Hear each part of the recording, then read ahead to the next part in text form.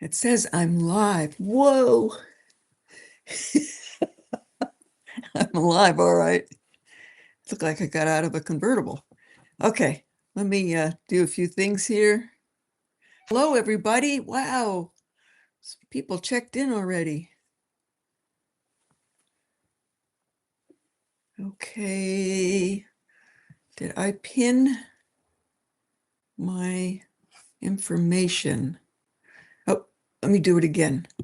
Okay, so, hi, Gina. Let me do this pin thing here. Register.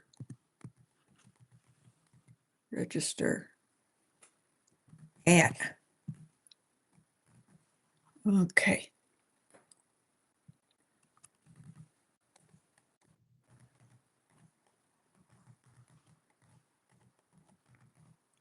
Register at Wolfwalker Sales at Gmail.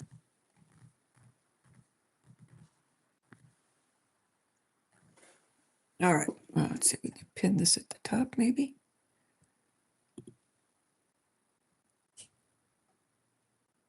Oh, it says it's already up there. How come I can't see it?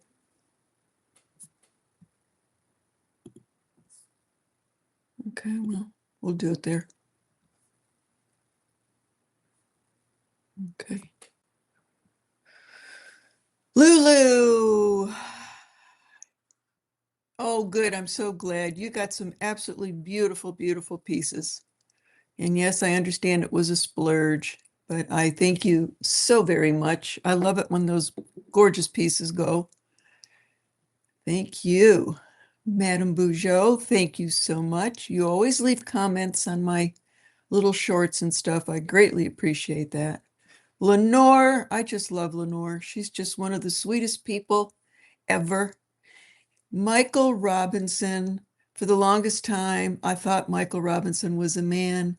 And then she kindly told me that no, I'm actually a woman. So thank you so much for correcting me on that. Oh dear. Gina Gay, everybody knows Gina Gay. I just think she's so cool. I wish I lived closer.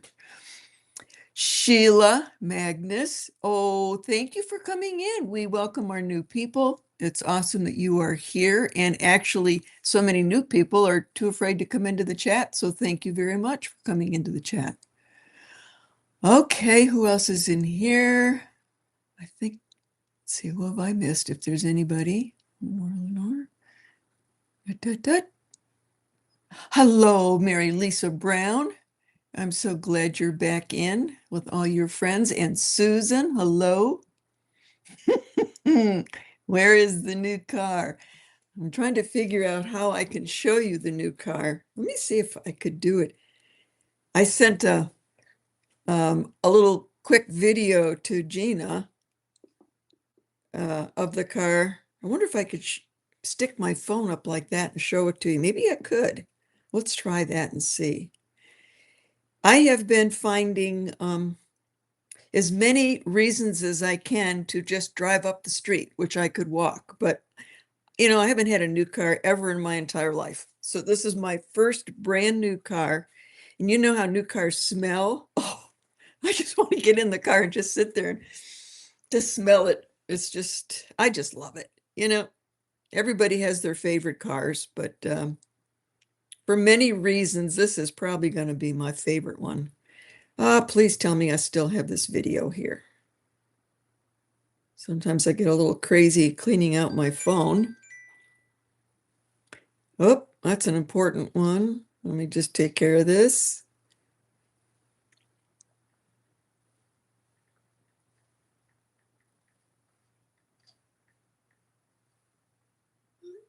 Okay, now let's get back. Then I got to turn the silly thing off. Come on. It is here. Okay. Okay. So let's see if this works. Okay. Oh,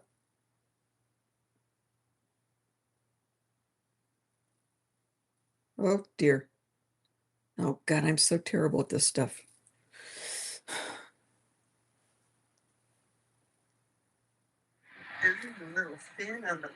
Okay, all right. Now I gotta redo this. Okay, here we go. Wow, whose car is this?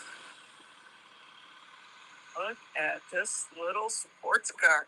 Woo!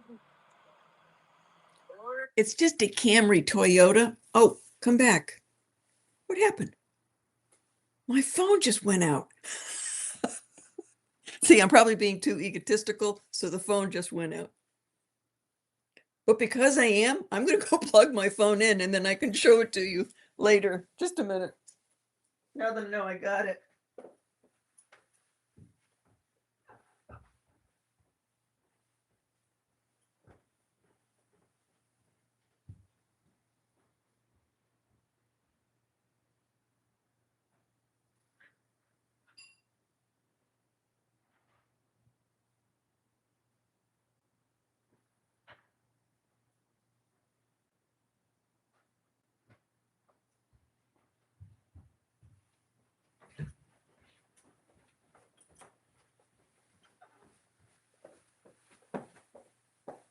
Okay, I plugged it in. I'll go take a water break later and bring it down and show it to everybody. But yeah, I'm just loving it. It's, it's a Toyota Camry. It's their brand new 2026 and they've got this little sports model. It's a hybrid. I've been driving hybrids for well over 10 years, all Toyota hybrids, mostly Priuses. And I wanted to get something different. I never thought I would get this. I thought I was going to go completely different. And I got in one kind of by accident. The salesperson said, "Have you ever tried it? You'd probably like it." And I said, but I did, and I fell in love with it. And it had everything I needed. It has enough space so that when I go to a gem show, I can bring stuff back. It drives beautifully. It's super comfortable. It's got all the computer equipment you could possibly want, most of which I don't understand, but my son-in-law will help me with that. So I'm very, very, very happy that I got it. So there we go. So thank you very much. Okay, so first I would just like to say, just because I want to honor this person, I knew David Wilcock, and he was a fantastic, fantastic genius, good-hearted, extremely sensitive person, and he passed a few days ago. And I used to go to everything that that man did, all of his shows. He did his Gaia program. And when I was living in New Mexico, he was in Colorado, but he traveled all over New Mexico to come and do seminars. So I I went to a lot of those seminars just to meet him and talk to him and honor his genius.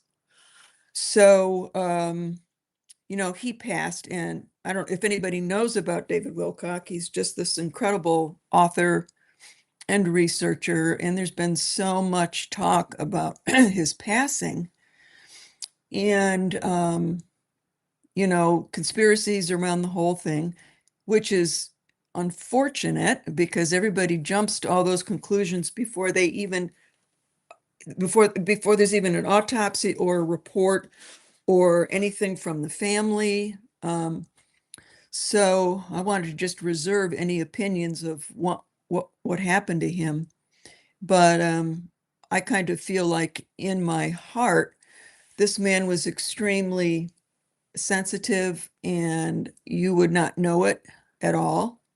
When he talks, because he has lots of confidence in what he did and he was always upbeat. But I do believe that now with all the information that is out, he was in big trouble in many areas of his life. And I can see where David, being as sensitive as he was, extremely psychic, that it could possibly have all just been too much for him to handle. So I do think that taking his own life was a possibility up there with some other things, but I don't know. We'll never know because this beautiful soul has passed and gone on. So I just needed to honor him and everything that he did in his life because he really was truly a very cool person all the way around. And if you've never read anything by David Wilcock, you really should go in. He was just a voracious writer and also huge into research, just one of the best researchers I've ever seen. So just thank you for letting me say some things about that. And I see some people in the chat also know about David Wilcock. I'm so glad. He was absolutely an amazing person. And a very long time ago, when he was very young and before he was even become famous, he was at Edgar Casey's building in Virginia because there was a lot of talk about him being the reincarnation of Edgar Casey because he looks exactly like the young Edgar Casey. And he was doing readings. And I actually got a reading from him. And at one of the conferences that I went to, I mentioned that to him. And he goes, "You're kidding." And I said, "No." And I said, I didn't know you. You didn't know me. And you weren't famous, but what a coincidence that that had happened. Because I lived in Richmond, Virginia, and driving to Virginia Beach was no big deal. So um, gosh, may he be in a happy, wonderful place right now. So yes, the synchronicity key, absolutely fabulous. Yeah. Yep. Very much bullied, harassed, the whole thing. And I think him being the sensitive psychic kind of person he is, you can just take so much of that. Kathleen Whiteman. Kathleen Whiteman is here on my YouTube. Hello, Kathy. She is my sister-in-law. Thank you for coming in and saying yes. Okay, look at all of this. Let's see if I've missed anybody yet. MM Manx, thank you for honoring David. Yep. Godspeed to David. Absolutely. So between my new car and then the bad news with David and then good news with being in a tennis tournament this weekend, my legs ache. I've got no knees left. My shoulder hurts. I can go on and on and on about all these things that hurt. And why do I go out? I go out just because I love the game and probably I'll keep playing until I just literally can't. Then I'll do more YouTubes because I'll have to do something else. All right. So I did a little short on the fact that I've got a number of things that are not Native American tonight. Some are costumes, some are just art pieces, artsy craftsy. Some are very old. I've got some great old vintage pins that I could not say no to because they were going to go to scrap. And I just can't let that happen.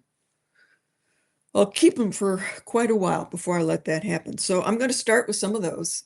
And then I will mix in, some turquoise and native pieces, beads. I've got a number of great beads up there for everybody. So I will be doing that. And I usually start out with some earrings, Gatorade.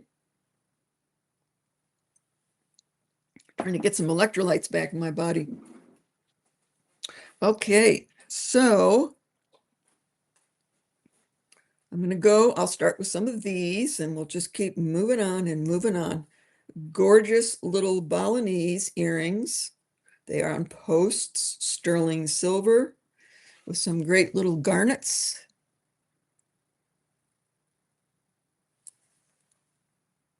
Oh, look at that. They actually go really good with my necklace. Very, very pretty. I'll take one off.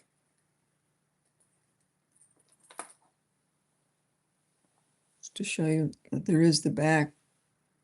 It is stamped sterling. They are Balinese. They do fantastic work in Bali. Lightweight, Not too big. Can't see anything because of my funky hair. So these are going to be a buy it now at a great price.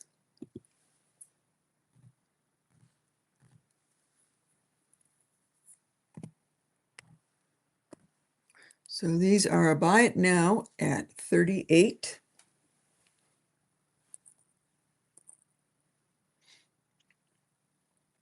And yes, so people, if you have not subscribed to the channel, you won't be able to bid. So if you do subscribe to the channel, and go to this email that you see on here to register, then you can bid tonight. Oh, there we go. Mary Lisa Brown, you have got them at 38. Thank you very much. Get on my little pieces of paper here. And thank you all so much for the last little buy it by email. They're always great. They're always successful. I thank you all very much for going to those. Mary Lisa, 38. You've got it.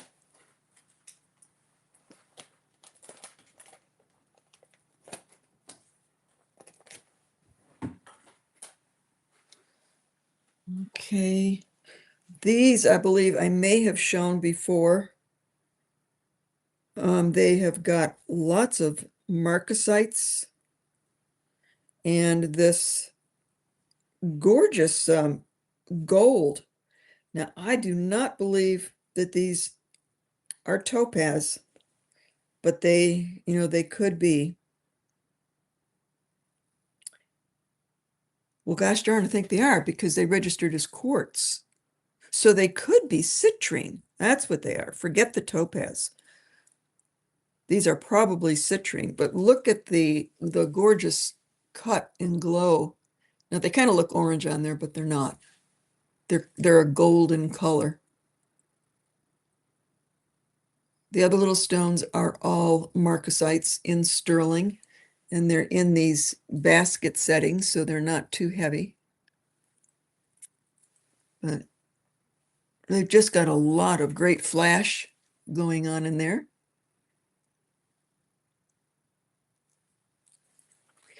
Chuck, hi, Candy's here. Chuck is here. Hi, everyone. Valerie, thank you all for coming in. Is Jen's Gem here? Did Jen just come in? I must have missed her. Okay, Jen, I did have to check out of your show, but I went back in and I saw your conch beads. You're absolutely right. They're gorgeous and they're very hard to find. The conchs that are cut in big beads. So thank you so much for showing me that and drawing my attention to it because I haven't seen any. I've only seen them in he/she or smaller pieces because most of the time I think they keep a lot of that bigger stuff for big cabochons like this. So it's hard to find them. So if anybody's in the market for, I think they were oval, weren't they? I think they were oval. They were great. Conch beads, eye candy. So if you're interested in conch beads, and I think they were oval, Jen's in here. She can jump back in and say something. Check out her. May not have been the last one because I think she's done another one since then. All right, let's get back to this. All right, so these are going to go up sterling silver, basket setting, registering as quartz. So you can see there's a lot of fire in there. So I'm going to say that they're citrine. Okay, so these are going to be a buy now at 40.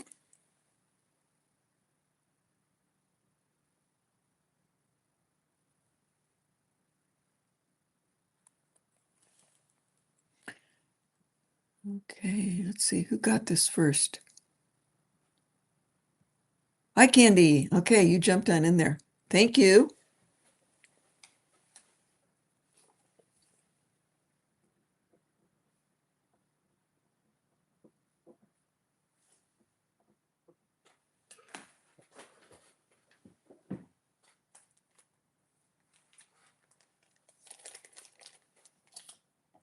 If you sold those conch beads already, Jen, just you can put it in there so you don't have a lot of people bugging you. Oh, good, you put it in there. Yeah, you guys should go take a look. They're great. Okay, oh, good. So these just came in. And I actually, oh, I do. I was just going to come in. Last show, I sold, the liquid silver, nice long grouping, and then these came in today, but I do have another one. So in case anybody needs one or the other, they're coming up. I will do these liquid silver right now.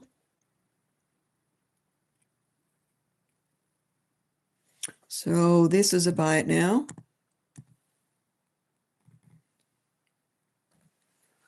Liquid silver and on French wires, and they are 2 inches long. The very small, fine liquid silver, very lightweight for the amount of silver that you've got going there.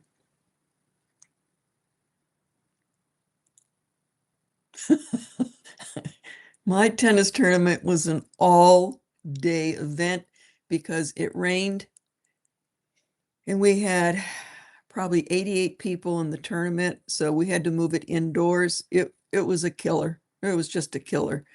But I hung in there, I squeaked through, and this tournament was by games. It was not by sets because it was at a club and because it rained, they had to change it. So I think I came in like third or fourth with games, but totally fine. It was a pro-am, so you get to play with a pro. I'm the amateur, then you get to play with a pro against another amateur and a pro. It's great fun. Okay, did anybody bid on this? I'm just so busy talking here. No, I don't think so. Okay, we'll put these away. But I will bring this out. So graduated liquid silver. Very, very striking.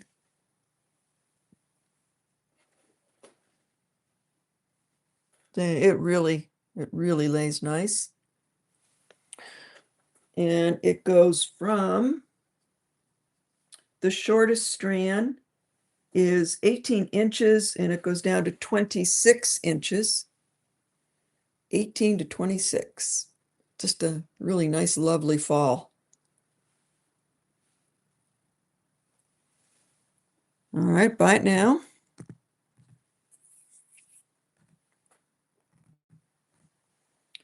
$100. Nice big cones, Native American made. Couldn't tell you who because they all do this.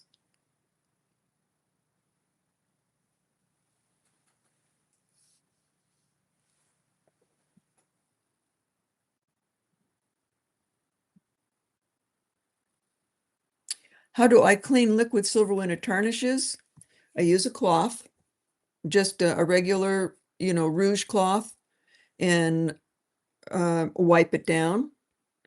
And I tell you, the best thing to do with if you own this liquid silver is put it in a plastic bag with a little anti-tarnish piece, and it will not go bad. It's leaving it out like other jewelry, but other jewelry is easy to clean. These are not because it's usually strung on thread. So it's not something that you can dip. But keeping it clean, like this is clean, this is fine, but I keep it separate. I keep it in a plastic bag with your little anti-tarnish cloth. Okay, we'll pass on this one.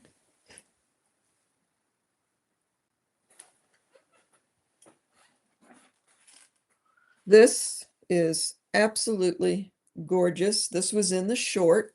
If anybody you saw it. These are lavender freshwater pearls. And I do mean lavender. And they come with this little crystal. It is sterling silver. As you can see, you can take it off, but it came with it. So I'm just going to keep it on there because it does look very cool. But that is crystal, glass crystal. So I'll take it off so you can see it. So you could take that off and put it on a necklace if you needed to.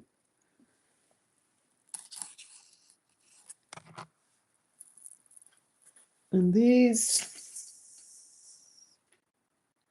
are 34 inches long with a clasp, so you can open it and double it.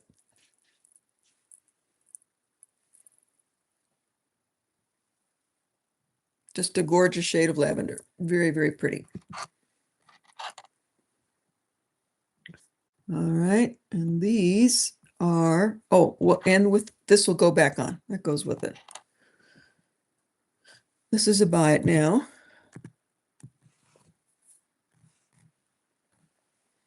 At 85. Hi, Ada.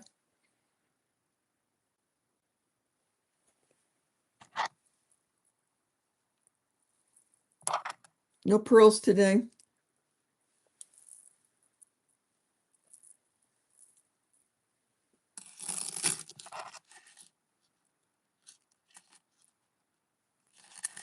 No, okay. I guess they'll be here for me.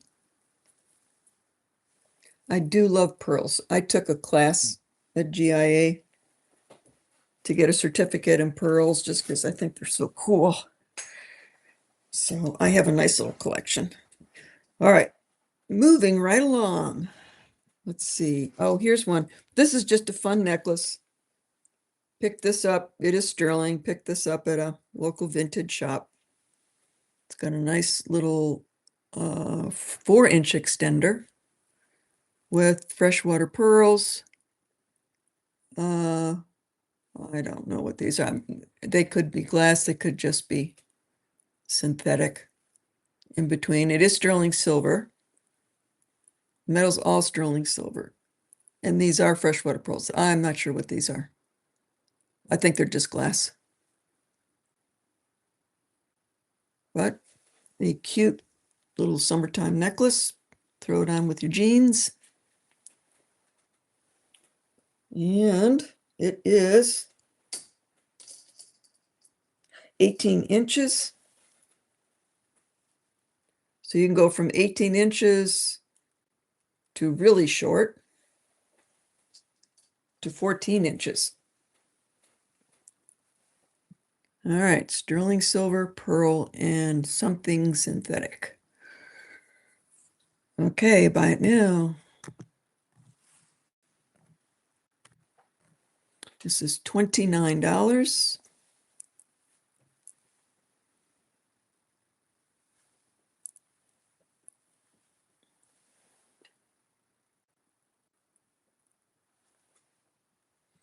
Lulu, jumping in there. Thanks, Lulu.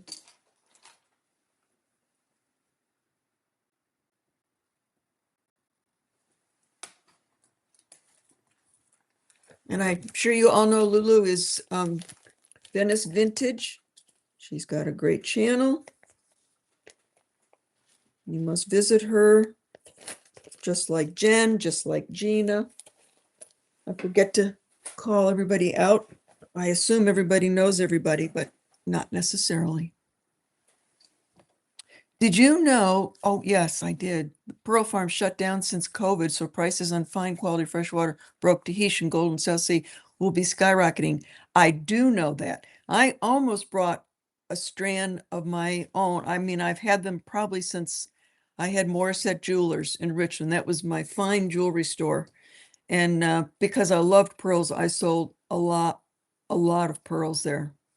And I almost brought them out today to sell them. Totally natural multicolored freshwater pearls. And then I went, you dummy. Why are you doing that? I got plenty of inventory, so I'm so glad I stuck them away. But thank you for letting everybody know that. So if you've got them, hang on to them. And if you don't, you might want to think about it.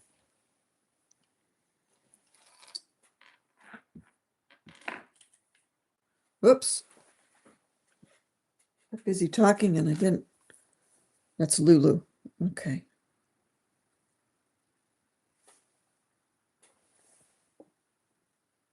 It is so easy to trying to talk and engage with all you guys and then completely forget where I am over here. But this is a good way to not get Alzheimer's, is to keep using your brain in ways in which you haven't before. So don't get lazy when you get old. You got to work even harder. Even harder. All right. This is an awesome sterling silver chain. Bringing this out. It is one of these little bead ball chains, but it's multi.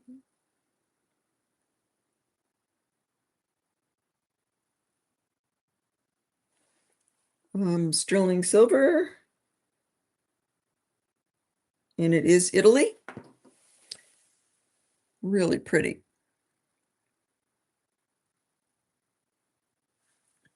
Beautiful clasp. There's your Italy and sterling silver stamp. They are all one length. They're not staggered. So you can easily put a nice pendant on here. 18 inches.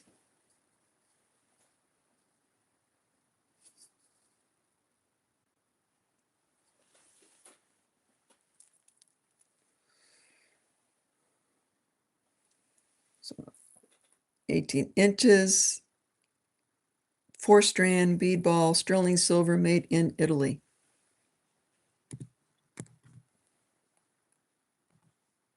I'm not quite sure where silver is these days, 70 something. I'm not sure. I haven't been checking. I've been so busy the last couple of weeks.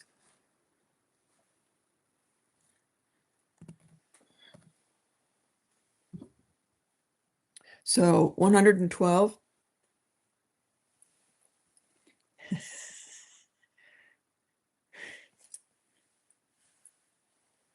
I wish I could go play tennis and jewelry because a lot of the women there do, but I'm too much of a tomboy. I mean, they're out there in all their pretty little short skirts and Wendy's out there in uh,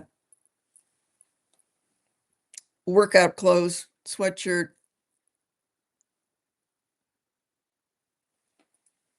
So they wear their jewelry, but I can't. I sweat too much, so I would ruin my pearls.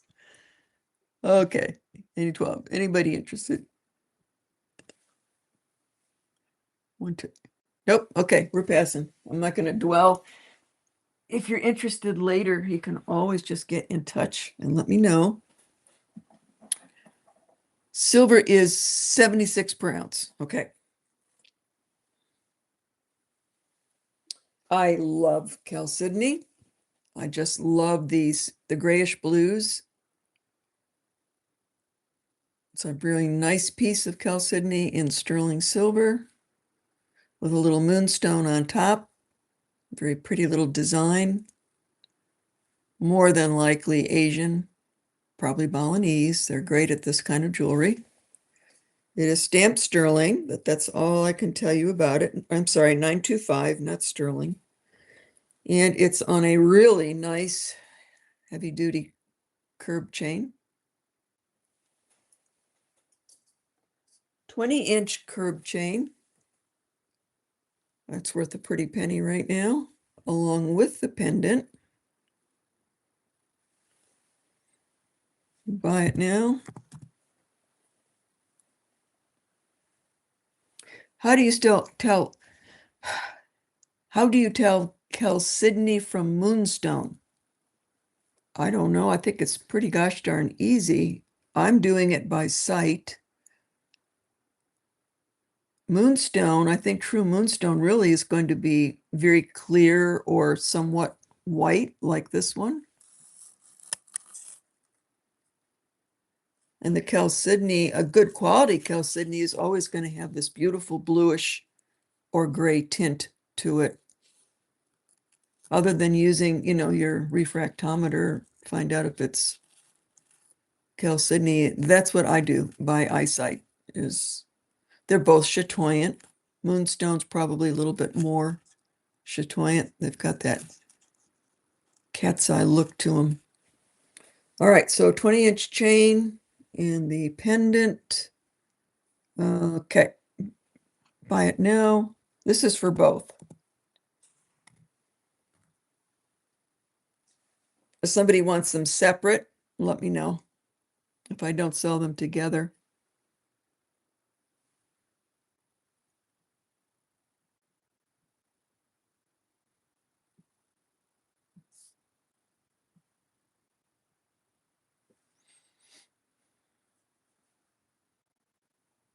Oops.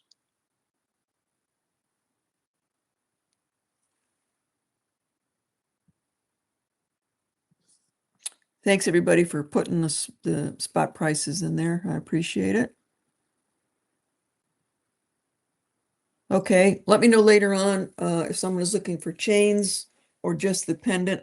Let me know and I'll separate it out. All right, I'm going to get back to a few little pins here again.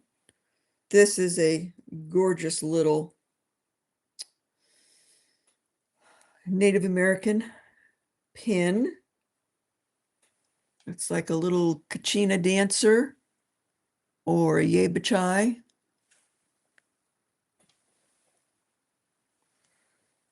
So you can see the size of it. There we go. I'm doing things backwards again. There we go. That's probably better. Great little pin. Sterling silver. It's pretty heavy sheet. Little cutout designs.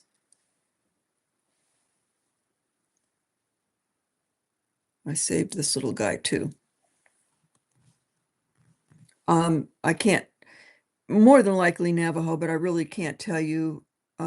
It's signed sterling, but it's not, it doesn't have a maker's mark on it, but it's usually the Navajo that do this. So certainly looks like it in workmanship. So yeah, eye candy, not signed, just stamped sterling, but no signature. Okay, so this is a buy it now for 50. What was another thing going into scrap at this shop? Eye candy, you got it.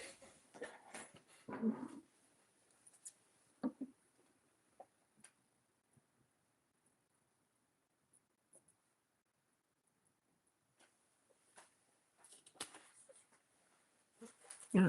I think I told you, eye candy, that I got your bracelet done. So that'll go out with these. Turned out fine. Fixed up the broken pieces.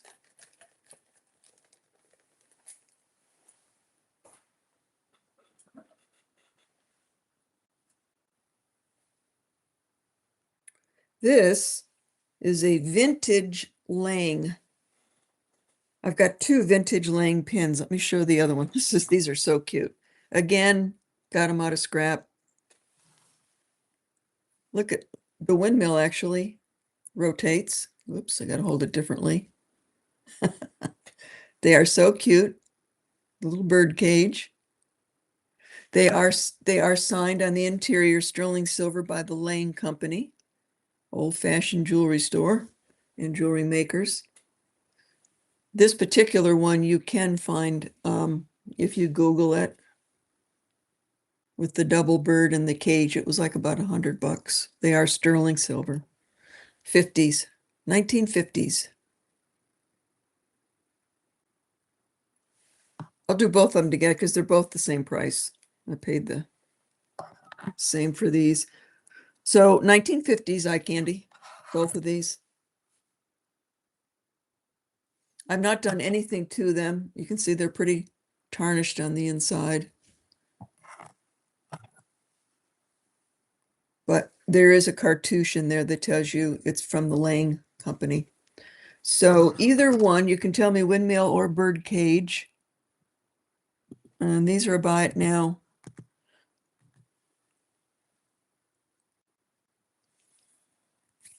Either one.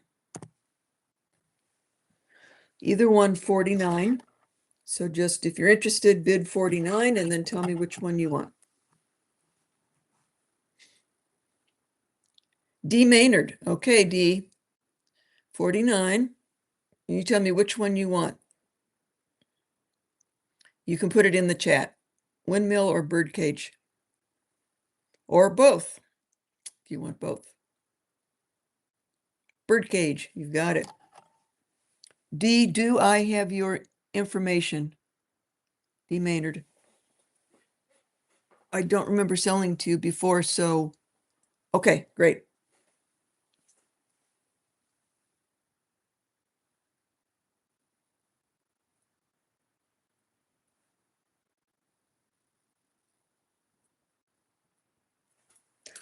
They're both in perfect condition for being so old.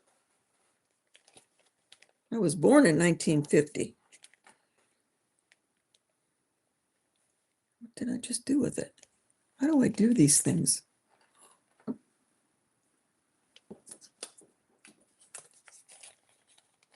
There it is. Okay.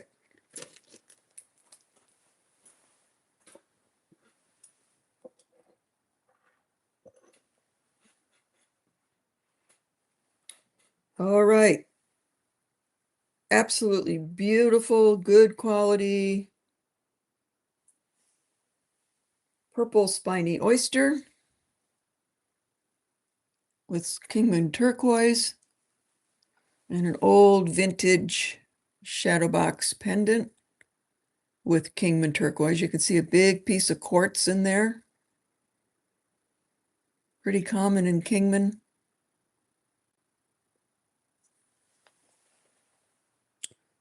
No marking on the back, but it's Navajo. I'll guarantee you that is genuine. Older piece, I'm sure that's probably from the 50s, this down here. This is new because this is spiny oyster that I bought from Red Shell Company out in New Mexico. So I thought it looked very nice. Oh, then there's just some plain olive shell hishi up here. Fish and eye hook.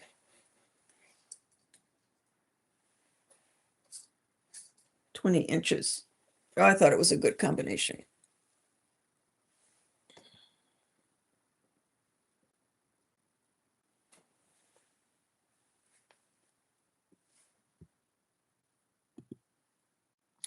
All righty, let's see here. This is a buy it now.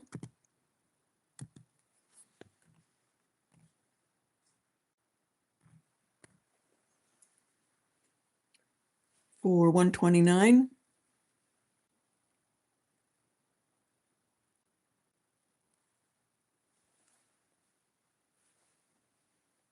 Rebecca. Hello, Rebecca. How are you? Okay.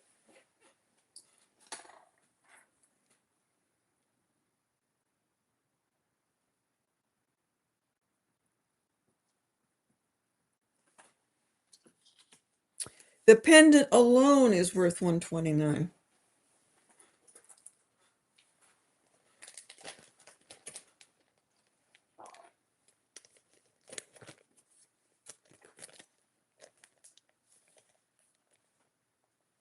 Hi, Tammy. Miss Tammy Poole. Anybody else come in that I've missed saying hello to? If I have, I'm sorry, Linda. Hi, Linda. Okay. All right, this one's near and dear to my heart. You may have seen me wearing this one, but I can't keep it all. This is very old, done by Frank Kahn. This is the peyote bird. This is very symbolic of the peyote church, which you do find out on the reservations and elsewhere. Beautiful inlay job. Uh-oh, I may have walked off. I did. I got to get my mandrel so I can tell you what it is.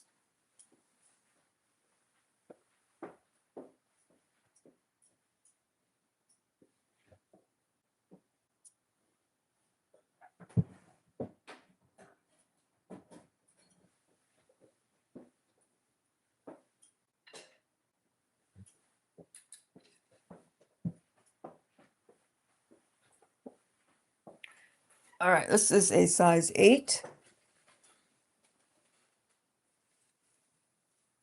So crushed turquoise coral, this is more than likely from the 50s.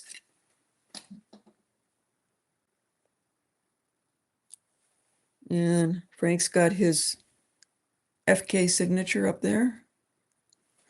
So if any of you really like to collect peyote style jewelry, eye candy size 8. This is definitely vintage or older than that.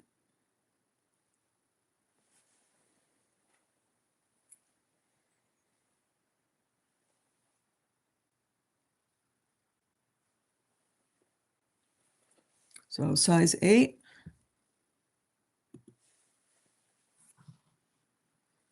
I'm going to do an auction on this one. So the starting bid is 100. This is auction style.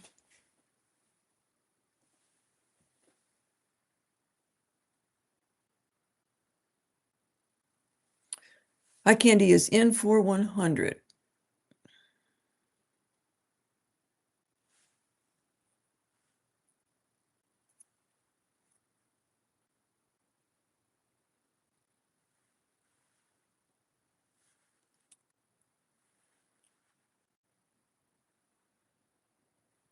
Okay, we're going to count down.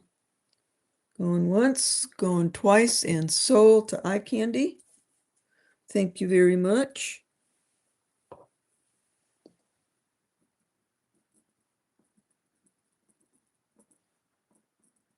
For 100. Size 8.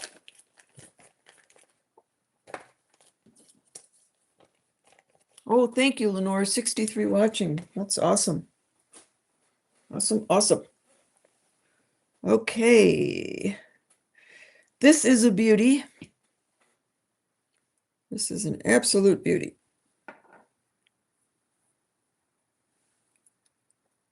Zuni, perfect inlay, black onyx and opal.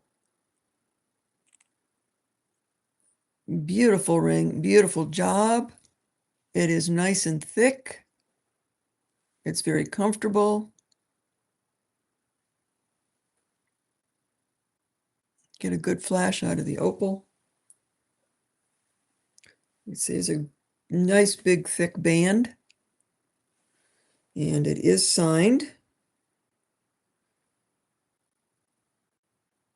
S. So TSO. So I'm sure. Yeah, S dot and then TSO. Sterling silver. Beautiful ring. And it is a 6.5.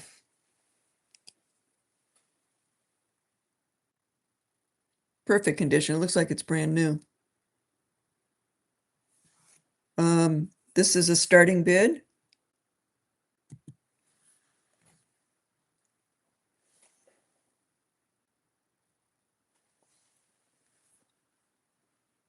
Whoops. It's not going to be $18, that's for sure. Okay, starting bid is 80. Very, very comfortable shape to wear. Eye candy is in at 80.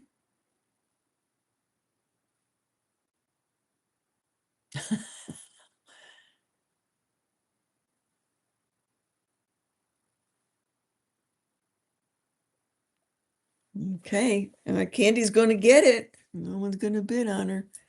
Going once, going twice, and oops, I'm so sorry. Olga is in the house.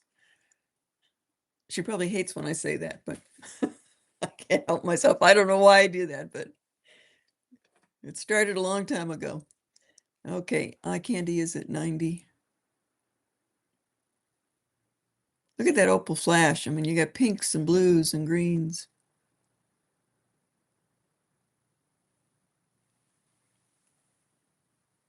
Oh, good. Thank you, Olga.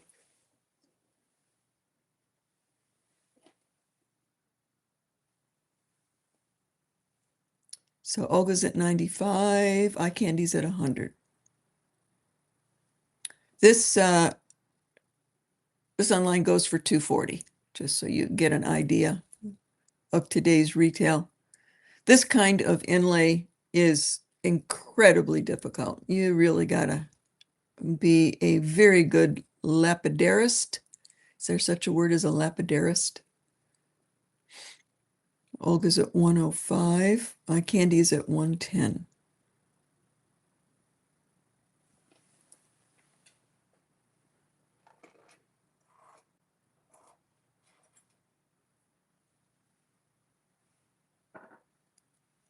Thanks, Rebecca. Yeah, it's a perfect, let's see, six and a half. All right, going to Olga because eye candy's out. Alrighty, going once, going twice, and sold to Olga for 115.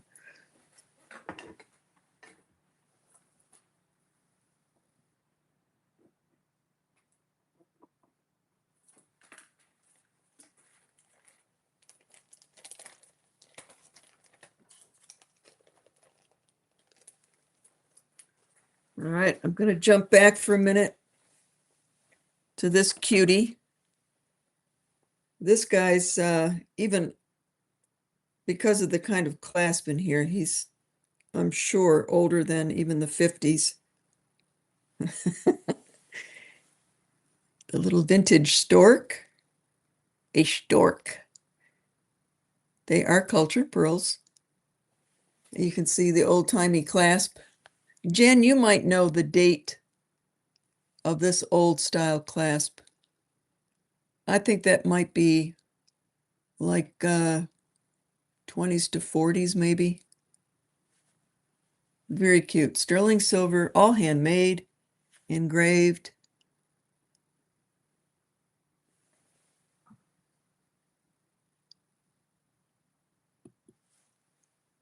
So this is a buy it now. 49.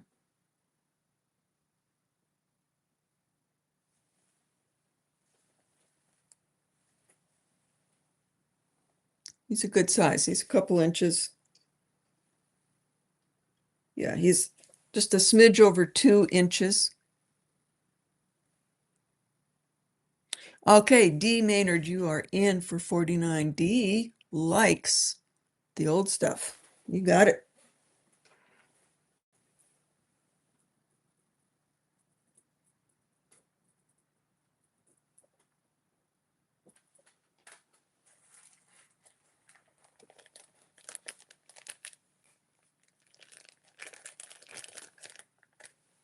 Yeah, you're right, Karina. I was thinking the same thing. Good for a baby shower.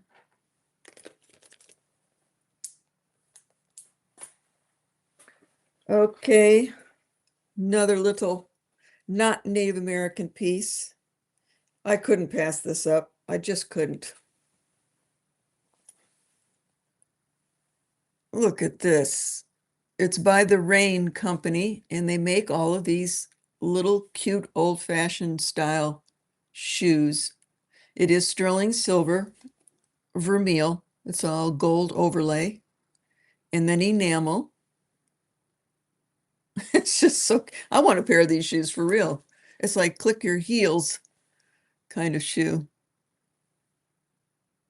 Nice little,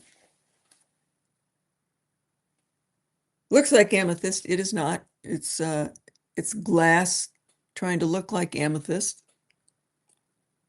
And so that's sterling. It's heavy, gold vermeil. I put it on a 14 karat gold filled ball chain. Now, I can just sell the pendant by itself if somebody prefers it that way, but this is with the chain. It's an 18-inch, 14 karat gold filled chain, and the shoe by the Rain Company.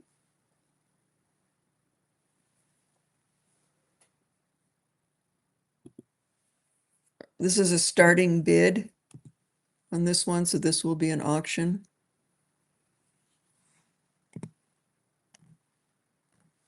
At $49, and it is marked on the back, 925 Rain.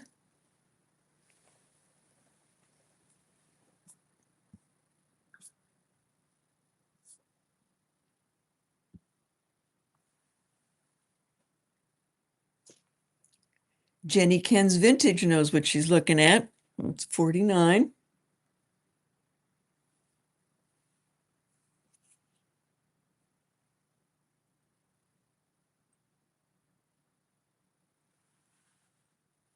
All right, we're going to count it down. For Jenny, I don't see anybody else in here. So going once, going twice, and sold to Ken's Vintage. Make sure I have your information.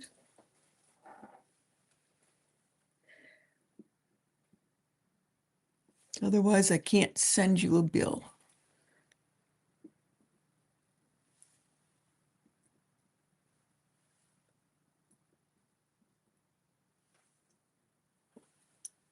Oh, Jenny K. That sounds more familiar. Okay.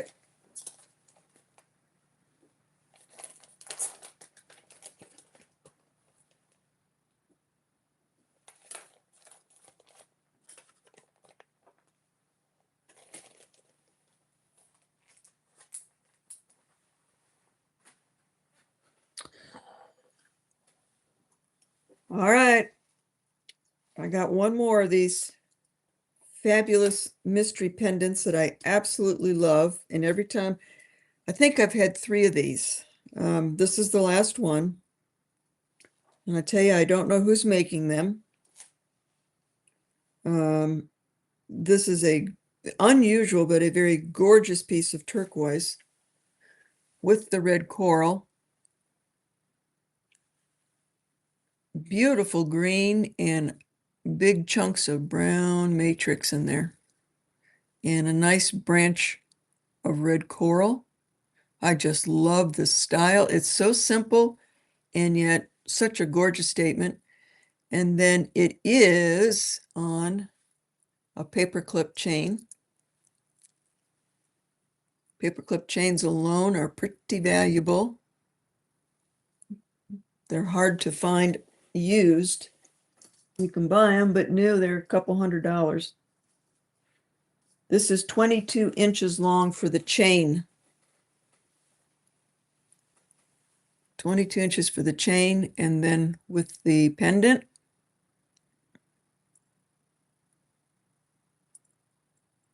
you know what? I'm going to separate them. I'm going to separate them out, just so you know that I've got this. So I'm going to just do the pendant first.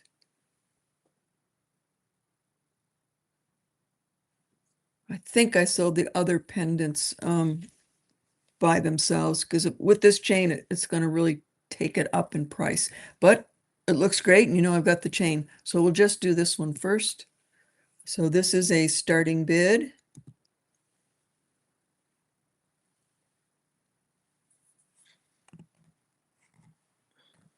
This one is 125.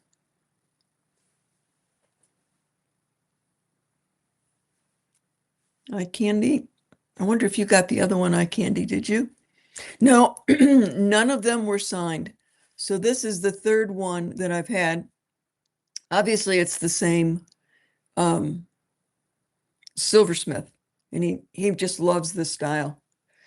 He does a little bit something different, each time as far as the stamping, but it's always an oval turquoise of some kind and then branch coral with that cap. So it's definitely by the same artist, but none of them are signed. Oh, Olga got one.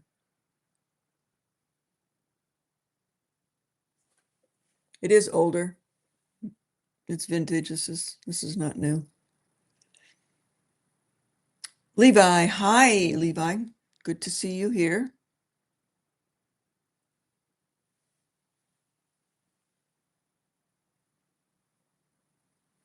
Eye candy's in at 135.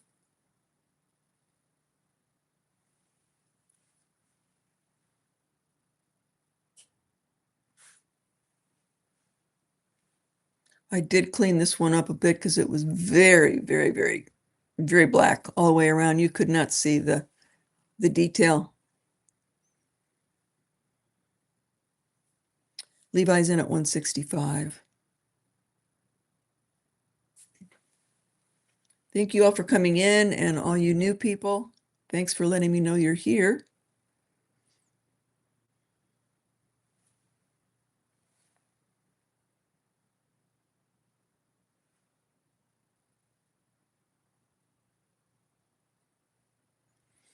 Levi's at 185.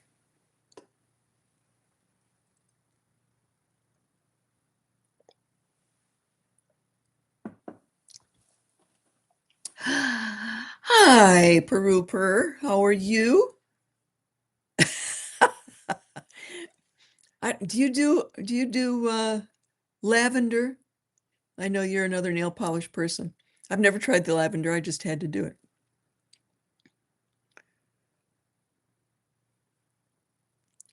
I'm doing wonderful. Other than my heart going out to David Wilcock's family and friends, I'm doing great. Life is good. I have no complaints. Levi is out. Okay, so eye candy, we will count it down for you. Going once, going twice, and sold to eye candy. I hope you all check into Peru Purrs. She's got a great variety of costume to silver to gold. Always a good variety of jewelry to check out.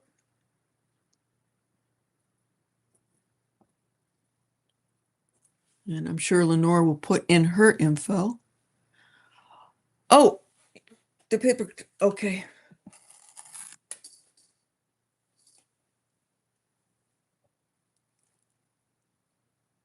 Okay. I'll put the price that I want. Eye candy, you get the first choice since you're asking for it. But if you don't want to spend that much, you just don't bid it. But if you want it, you're the first person to get it. So I believe I told you it was 22 inches, very traditional paperclip chain. So it's a starting bid, but eye candy gets first choice.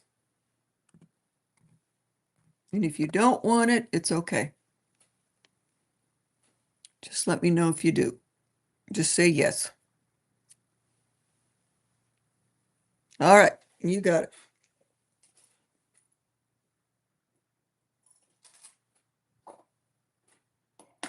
I love the two of them together, whether you do it or not.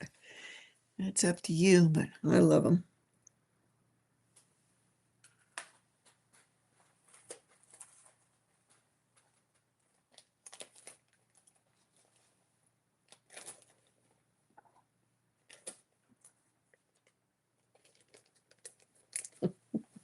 Okay, I got a honey bun story. So people moved in behind my house, and there's like a little wooded area that separates my house from their house, which is really nice because when I go out my backyard, I don't see anything. But they brought in chickens, and they had two roosters there for a good 6 months, and I finally had to say something about it because you can't have roosters in the city of Lynchburg. You can have chickens, but not roosters. So they finally did, I don't know, I think they cut the head off the rooster. I'm not quite sure. I didn't want to know. But anyways, he's gone. But now all the hens and chickens are running around. And Honey Bun made the big mistake of thinking that those birds were maybe something he could catch. So I'm out there planting plants and I'm watching him. He hops over the fence and he's like getting ready to go after one of these chickens. And the chicken just turns around and like fluffs up like this. Honey Bun backed off and took off. Took off. I did not see Honey Bun for the rest of the day. It was so funny. I was like, he thought, oh, good, this is a big fat meal.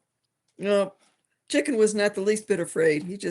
She just puffed herself up, and plus she had a gang with her. There's like 12 little hens running around now. They're just so funny.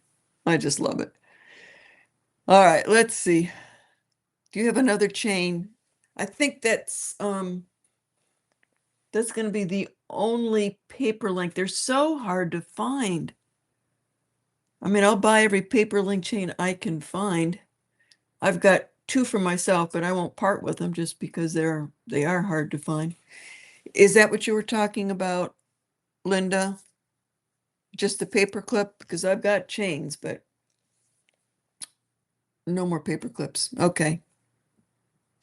All right. So let's see. There was something. Oh, let's do this. This is just a fun piece. It is copper. I really thought it was just a cute piece, so I had to get it. And a lot of people wear copper for arthritis, and it does work. It does help arthritis in your hands. It's heavy. It's a nice big thick piece. Really cute. Little dog paws. Laugh, cherish, play, love, trust. It's got a few little synthetic stones in there. Nice little cute little bracelet to remember you to be happy. Remember that old song about be happy, don't worry. We need stuff like that these days because the world is changing very quickly.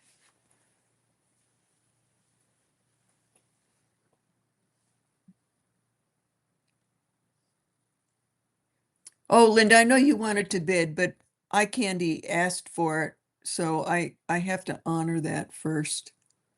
If she didn't want it, then I would have put it up for sale.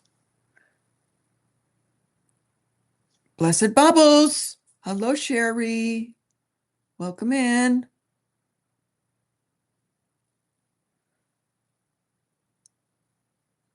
Okay, so we'll put this one.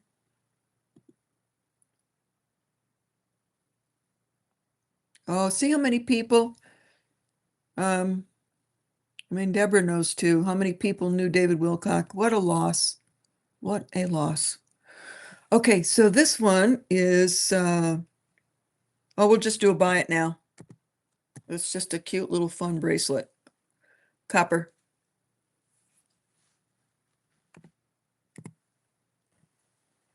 $15.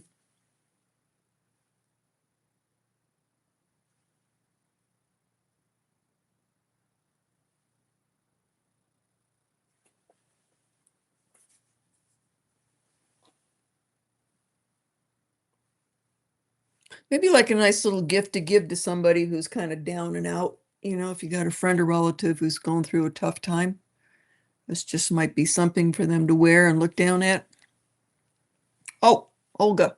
Sorry, Olga's already jumped in there. What did I put down? 15? Did I put a price in? Yes, I did. 15. Okay, Olga was first. Buy it now. All right. Thank you, Olga. Thank you, Sheila, very much for your bid.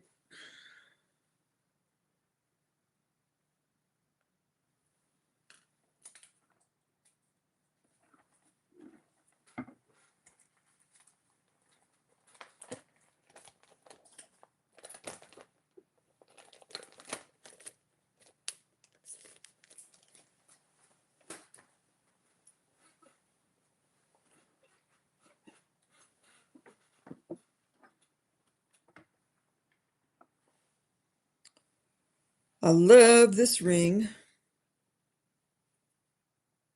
but I think it's time that I sell it.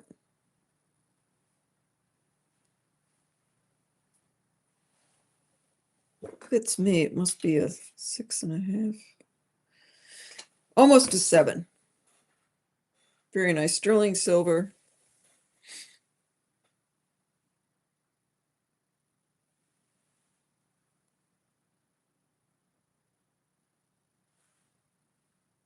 I do not know what that stone is for sure. It's got the beautiful checkerboard faceting on it, Balinese.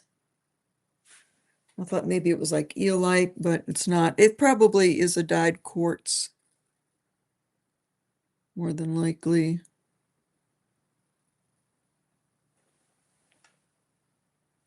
But I love the color. Size 7. And I love the checkerboard faceting. That just throws so much more light. Buy it now.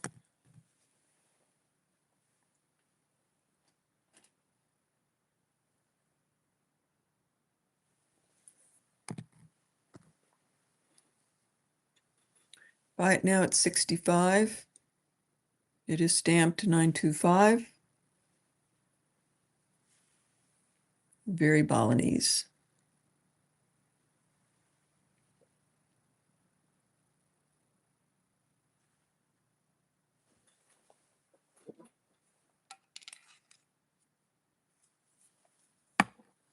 That's a 7.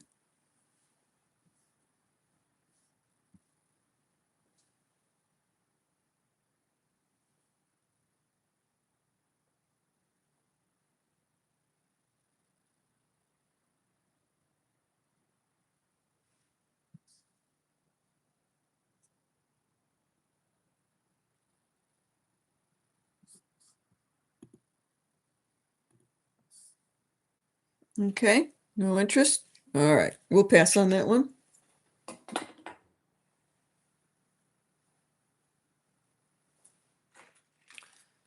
All right, beautiful, beautiful, beautiful, beautiful. Tiny little Hishi earrings.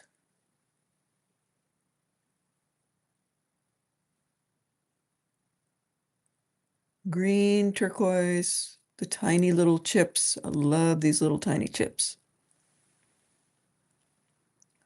They're just the right length, probably 2, 2.5.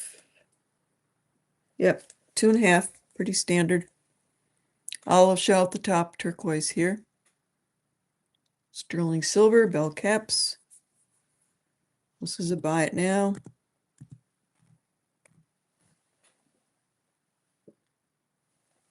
These are Navajo.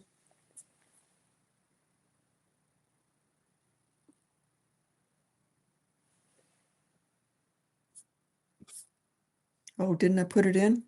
Oops, sorry. Did not go in.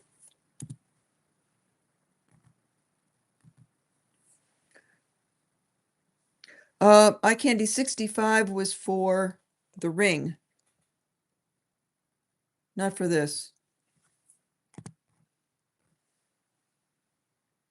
These are 80. No problem. Just so you know. 80 and per is in at 80 also.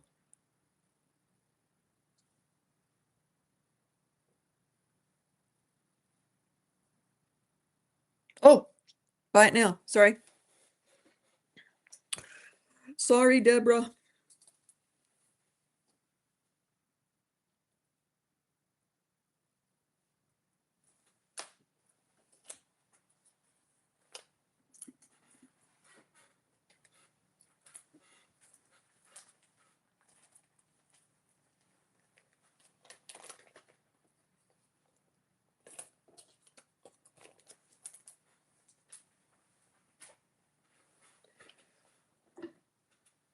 All right. For you Native American lovers, I know you've seen these old vintage Zunis, snake eyes, but this one is big. They are usually really small, and a lot of people can't wear them because they're too small. But this one is definitely can be on a 7 to 7.5 inch easily. I'm not going to close it up because I want to leave it open. If somebody needs it smaller, you can buy it and just tell me, and I will shape it before I send it to you to your size, but I'm going to leave it in this larger size so that someone with a 7.5, maybe even an 8. Yeah, I'd say 7.5 to 8 because this is a 2-inch opening. Could wear it. Very nice. Vintage, snake eye, nicely stamped, very green, turquoise.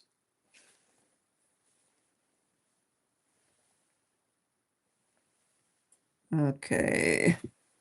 This is a starting bid.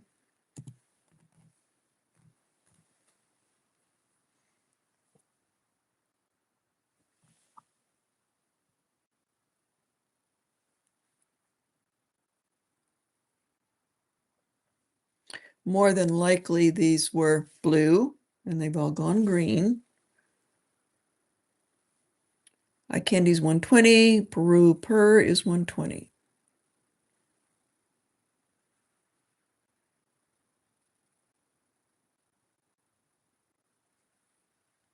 These are very collectible.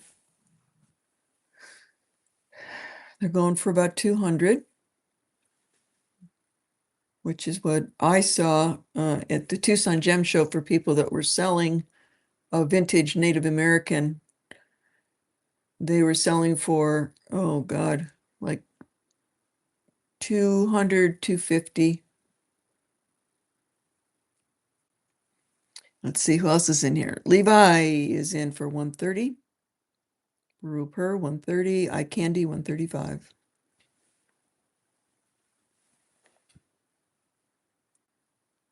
The last one I had of these was like for a 5.5 to 6-inch wrist, really small, which seems to be pretty standard for most of these.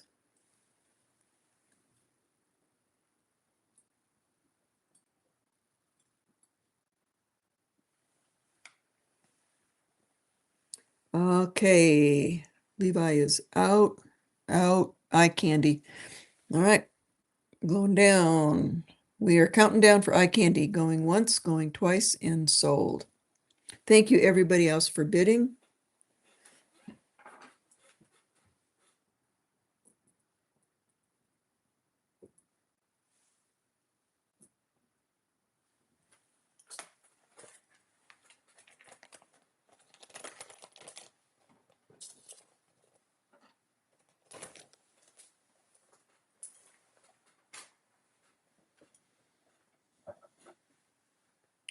Very nice little collectible. This came off my jacket. I've been wearing this little guy on my jean jacket for quite a while. He is from Mexico, stamped sterling, Tasco. Beautiful little, I'm going to call him a bird. I'm not sure what kind of a bird. It's made in Mexico, so I don't know. Gorgeous.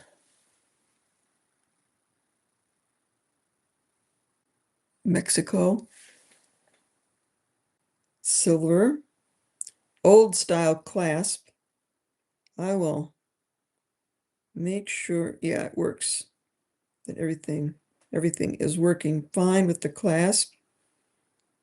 Very old style. That is not coral. I believe that's a dyed stone. It's not coral. It's not carnelian. I'm going to do a buy it now on this one. So anybody that really likes these, get your fingers on the keyboard. Buy it now.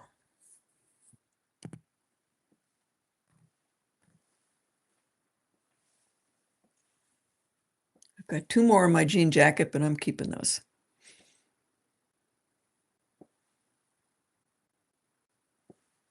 You could slip a chain back here and wear it as a pendant.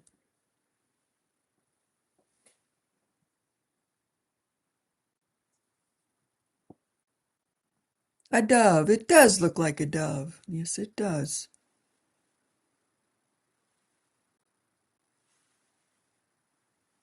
Peru purr. You've got it. Thank you. It's going to a good home.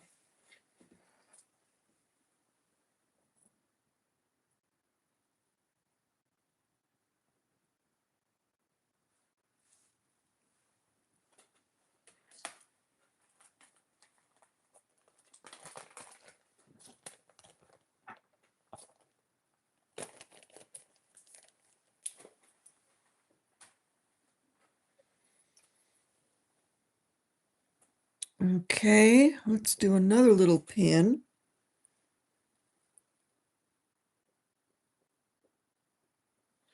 This is sandcast. So vintage sandcast Navajo, more than likely.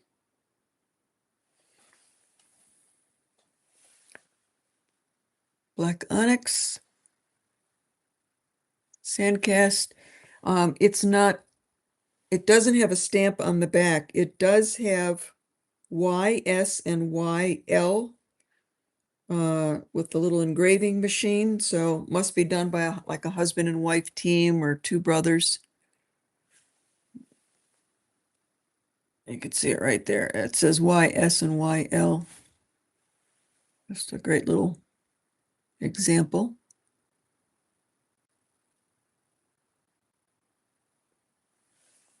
This is a buy it now.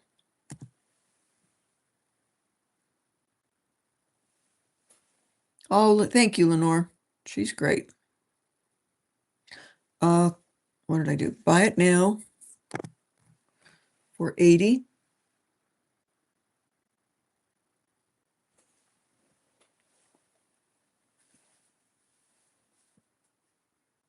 Remember, you can use your pins on beads too. Pull your beads together and put your pin on it.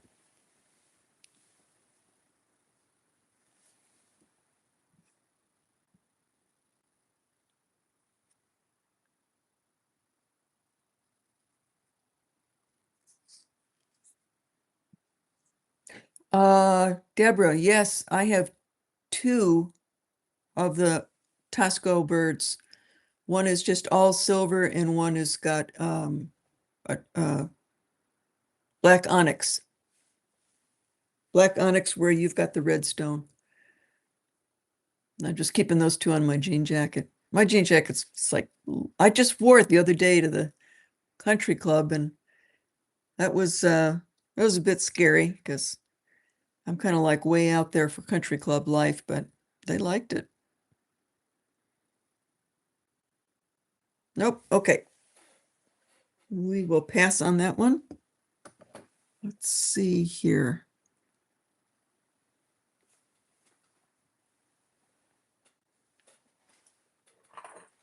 Another non-native piece, Michael Hawkins. He was jewelry designer. I don't think he's around anymore. Yes, Michael Hawkins. Absolutely gorgeous, though. He was big into these dots. Very heavy pieces. It does have the bail that can be put onto beads or chains because it opens. So you can clip it on. But all of his work had that heavy dot work on it. And he had it made in Thailand, which a lot of designers do. They design it, they don't make it, they just design it and then head for the jewelry factories overseas. Beautiful piece. Very gorgeous, very simple, classic.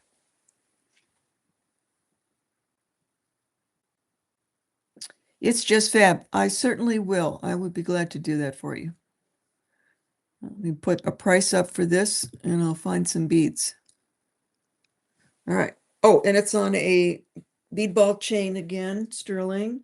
The chain is 18 inches. I thought the bead ball looked good with the design. Okay, so pendant, which is 3 inches long, and chain. Michael Hawkins, he was a well-known designer. I think he was in some large department stores also, like a Neiman Marcus maybe. I'd have to go back and check.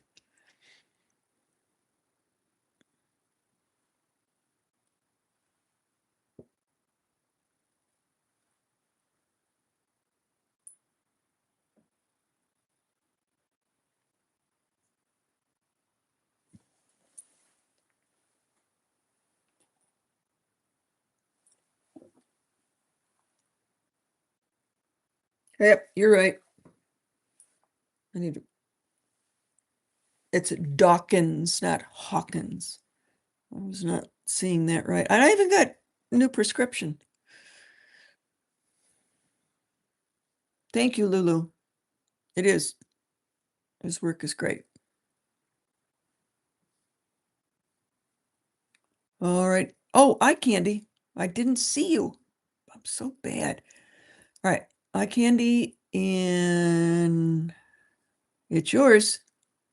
Going once, going twice. So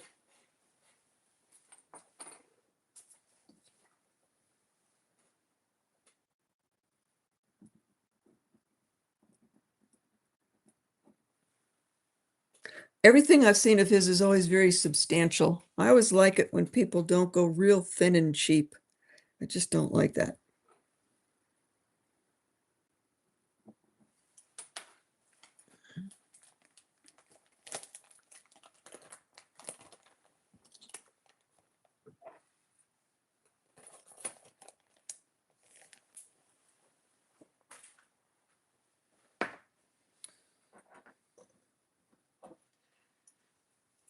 All right, bringing out a big one here.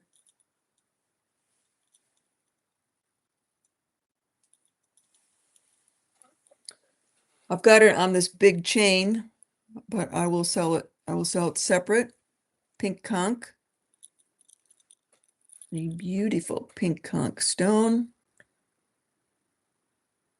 Got a lot of good pink in there. Sterling silver, handmade. A very heavy, heavy, thick chain.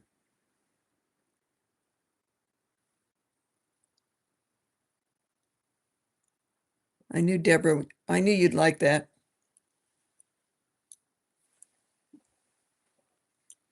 Oh, Lulu's already got some Michael Dawkins. All right.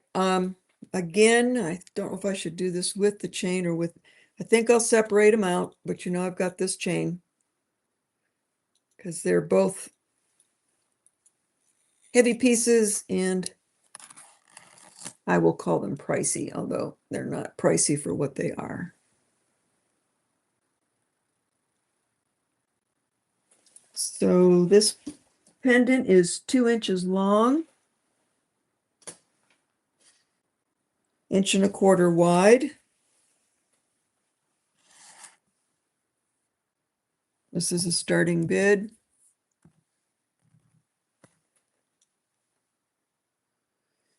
Of $190.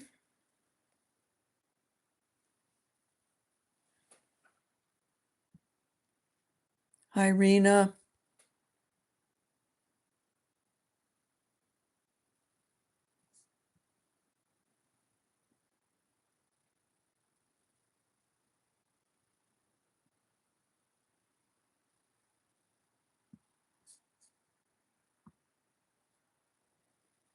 Okay, I'm not seeing any interest in this one, so I'll put that down. I will bring the chain out.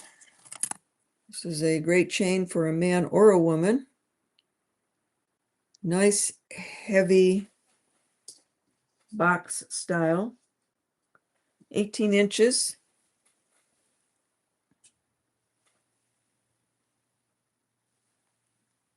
Nice clasp.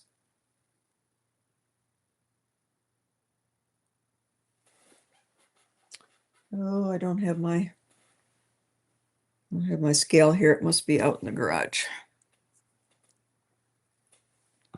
All right. So this is a starting bid for the chain. Oh, it is marked. Let's see if it's Italian or something else. 925.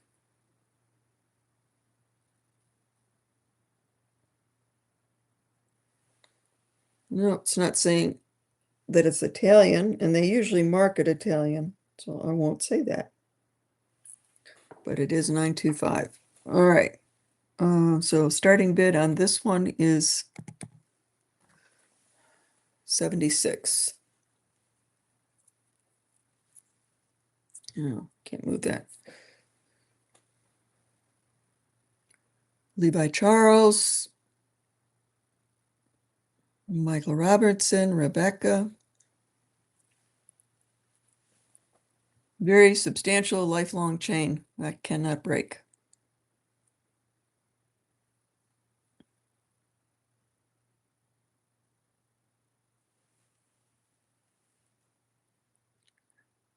Michael's in at 80.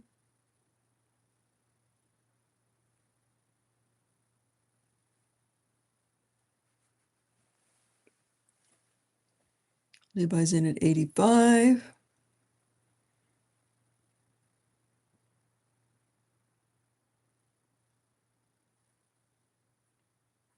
High Candy's at 95. Sorry, I can't weigh it for you, but it's substantial. And this price was not from when we were up at 150. It was probably closer to where we are now as far as how I priced it. Michael's at 100.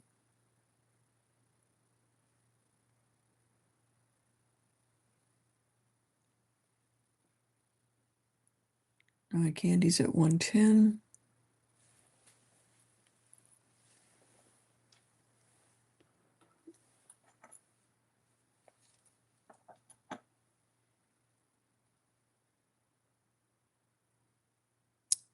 Okay, so Michael's out. Looks like Levi is out. Hi, Candy, you're at 110. So we'll count it down for you unless somebody else is interested. Going once, going twice, and sold to Eye Candy for 110.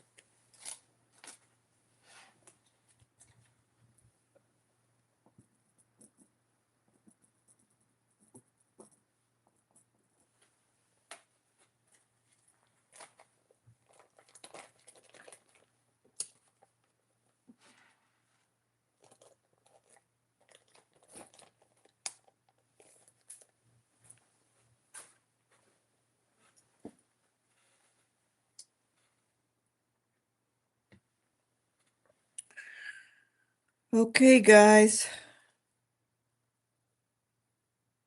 Gonna have to pull out your checkbooks on this one.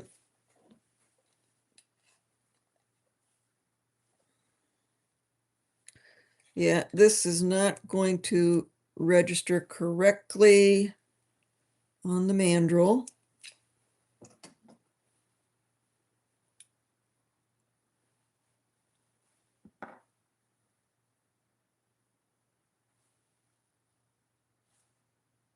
Because of its shape. Let's see the shape here. This is an oldie.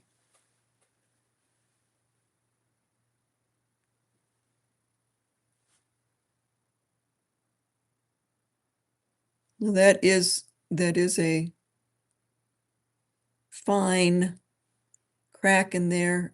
It's not going to go out. That's an old style bezel that's been serrated by hand. It's not a store-bought bezel. Old style of putting it over the top of the stone. Very unusual leaves. It's got quartz in it, and your black matrix Not sure. Not sure where this is coming from. But I mean, you can see the wear. Look at the wear down here. I mean, this is a very loved ring. It was probably worn all the time.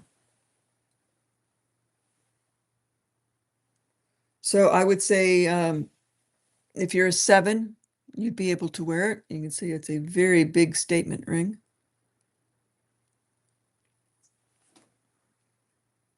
It's the kind that Wendy loves. I don't say no to any of these. Yeah, it's a lovely bluish green. You know, I don't think it's a Kingman. Definitely not a Sleeping Beauty. I don't know where this is coming from. Bluish green means it could be Nevada. I don't know. But it's definitely not new. This bezel does not look like it's ever been tampered with, so everything here looks like it's original, which I like to see. Okay, that's what I can tell you about it.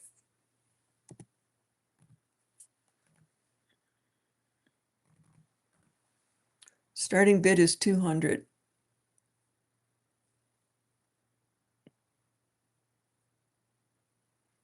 This will be your $400 ring. If you go out west and you look in an old case, that's about the price range for this to the public.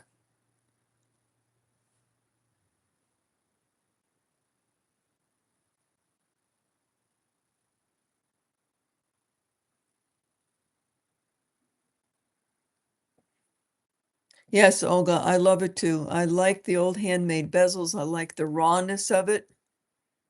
And it's not because they flattened it down and it's been worn so much, it's extremely smooth that, you know, that would nothing would get caught on that.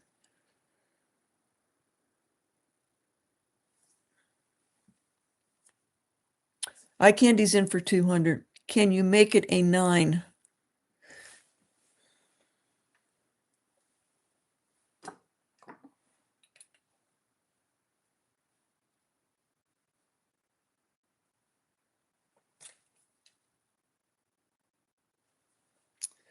I cannot.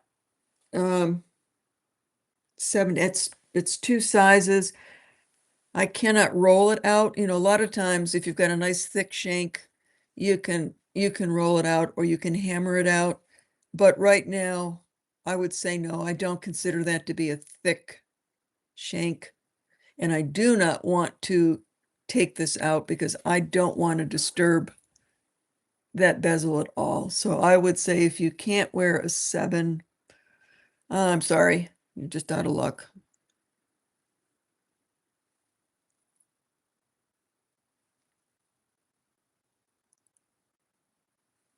All right, I'm going to count it down for eye candy. Going once, going twice, and sold. You got a deal on that one.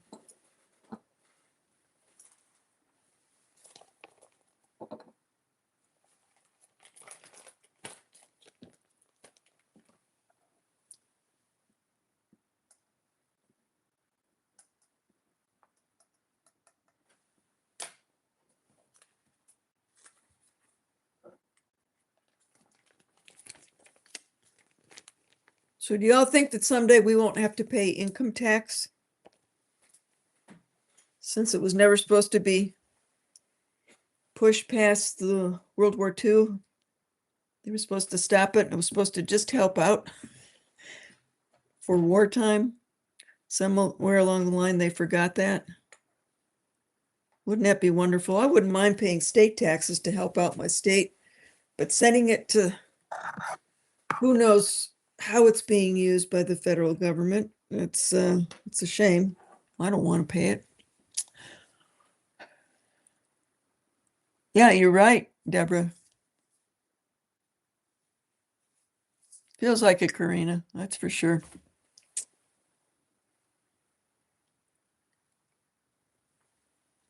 All right, I was going to sell this cute little bracelet, but I think I'll give it away. It is sterling silver. All the metal on here is sterling. A little Aurora Borealis crystal beads. Very cute. We'll do a giveaway.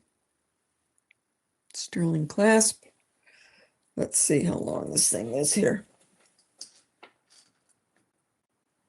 It's 8 inches, including the clasp. So that should be a good size for everybody. What is this thing doing on here? To get rid of that. All right, what is my question of the day? Yeah, Madame Bouchot, I know you got a big one. Okay. I totally agree. I understand the tariff. I really looked into that. I understand it. I'm for it. It helps American businesses. We send too much of our items to be made in manufacturing overseas. I'm glad that it's coming back to America. We've got to find jobs for people here. Okay, what is my question?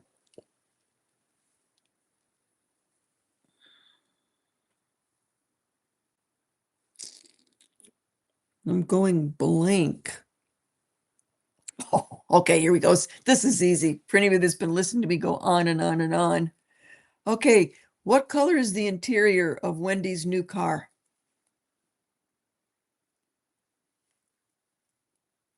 You got it. Sherry got it. It is. Wendy went wild. Oh, you all got it. Oh my God. That's funny. Well, thank you for listening. Okay, Sherry was the first. Oh, Sherry. Oh my God. Okay. I'm glad you got it because I know you love bracelets. You're always wearing such cool bracelets when you do your show. I'm always looking at them. Okay.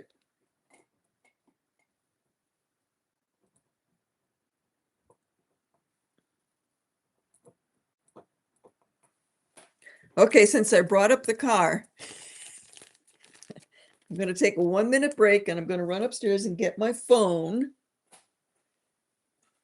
so I can show you my car. I had to charge up my phone. I tried to do it earlier and my phone wasn't charged up. I'll be right back.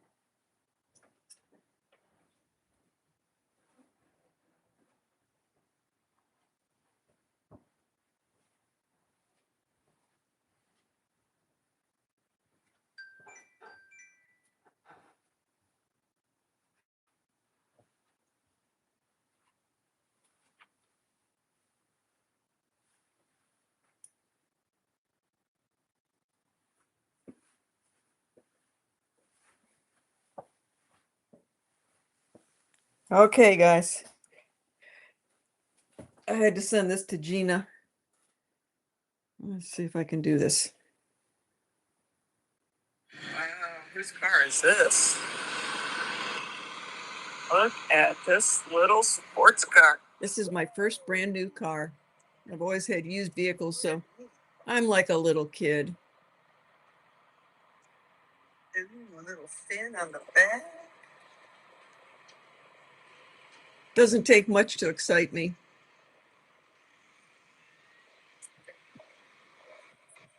Holy moly. Look at all the black trim.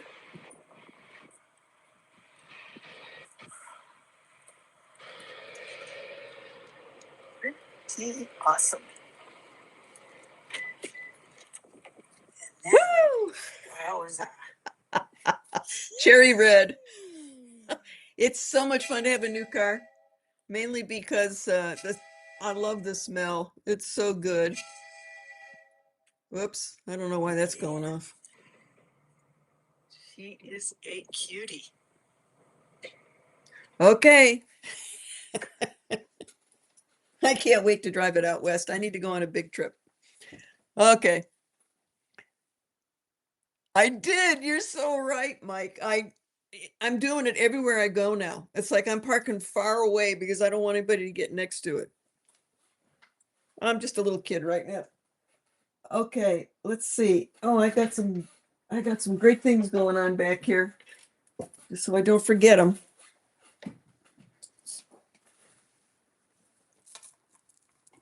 This is one of my favorite styles. I made all these, but I remember when I first saw these, oh God, it was a long time ago, long time ago, out west, where they just alternated turquoise and silver and turquoise and silver. So these are all sterling silver oxidized, and some really nice Sleeping Beauty. That is natural Sleeping Beauty. It is not stabilized. And I'll put an extender chain up here.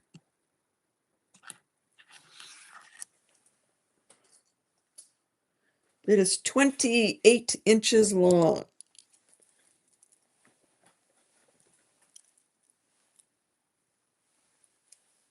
Looks good on black.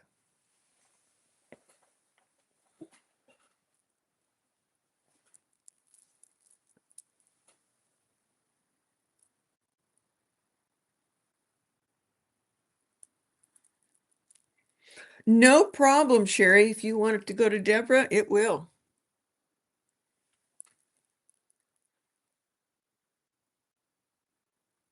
Oh, eye candy, that would have been a great combination too. Hi, Moon Chaser.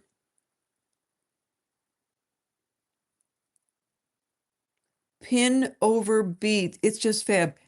Pin over beads. You're going to have to explain to me what that means. I don't know what that means.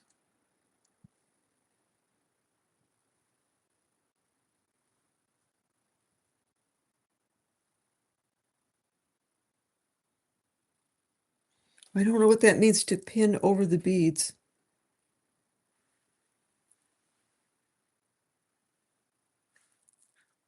They're like little off round, I would say. Super good quality.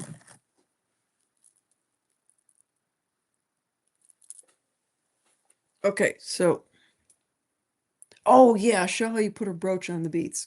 That's right. Oh, thank you. That's what you mean. I saw a pin and I thought right away, like on the chat where you pin a message in.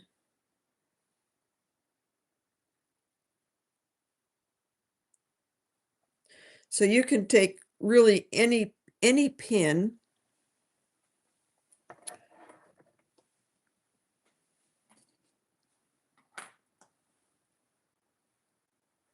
and oh, I had a really good one. What did I do with it?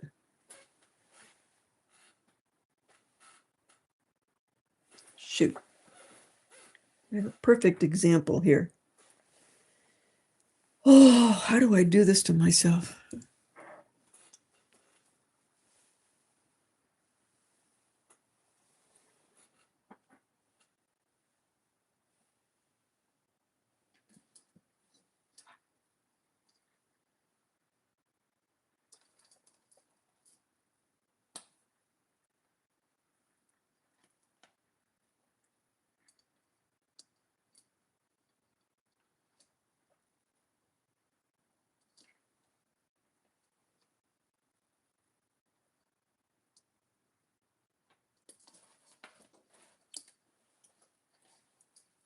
I can't find it. There's got to be more than one. Did I just sell them all?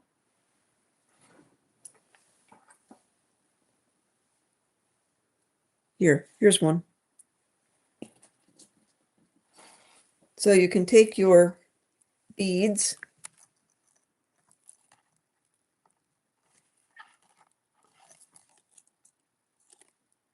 and just slip your beads right, or your pin right between. Oops, excuse me, I didn't close it up.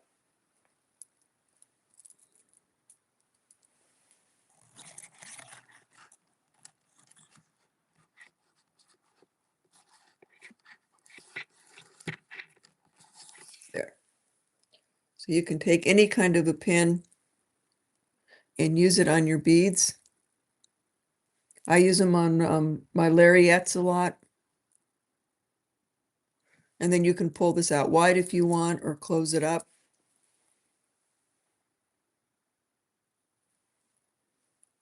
So almost every pin will just fit right across your string in the back. It's not going to hurt it. I think I did sell them all because I'm not seeing them here. So hopefully that helps. So this here, sterling silver and Sleeping Beauty, it's a lot of silver there. It's a lot of everything. And these, I got these Sleeping Beauty Tucson Gem Show right from the mine. So yes, provenance. I know where I got it from. Which is what I do with all my shell and turquoise. I know exactly where it's coming from. Okay, this is a starting bid.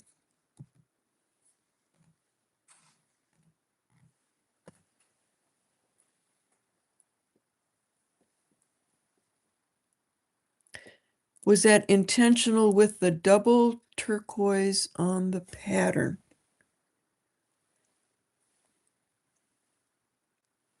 Oh, yes. That's called a signature.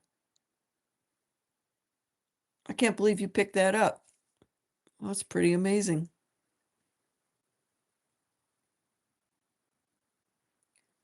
Yep, you will. My Navajo friend who did a lot of beaded jewelry, his signature was always adding in one little red bead. No matter what he was stringing, he put a little red bead in there. And then others will do this. I do this somewhere in there. There's a little double bead, and it's kind of like saying life is not perfect. For a lot of the Navajos, they will do that.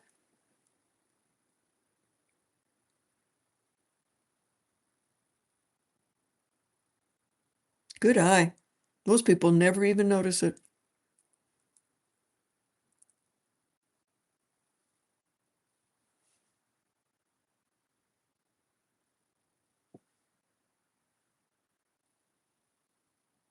Only creator's perfect. And we are perfect in his design.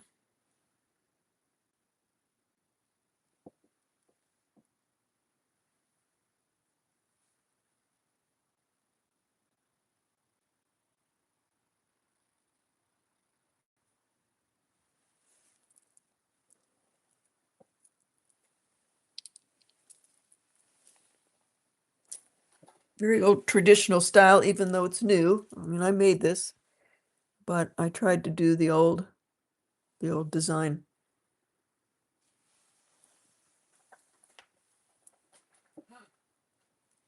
And I did put a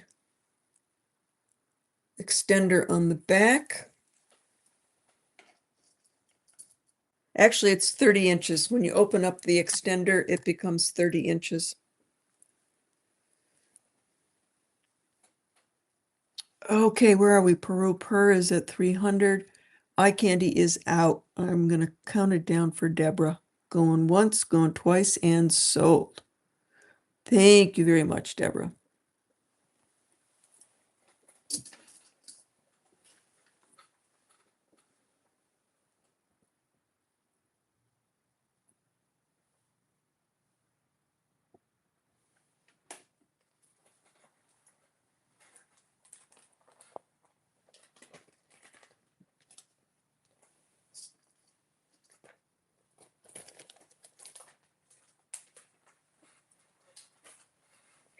Okay, how many people out there have heard of Maramamba?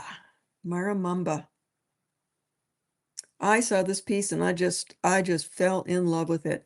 Maramamba is a type of tiger's eye that comes from Australia, I think the mine is the northwest part of Australia. Absolutely incredible stone. It's more expensive than tiger eye, but look at that. It has a chatoyance to it. It's one of those ones that it does move. It's not showing up as much in here, but it does move. There's chatoyance in there. I get it in the right lighting. There, maybe there you can see it moving. It is a cool, cool stone. I bought at Tucson, I bought one big, large teardrop Maramamba, which I haven't set yet. I'm working on that one now. But this one's got an incredible pattern to it. I did not make this.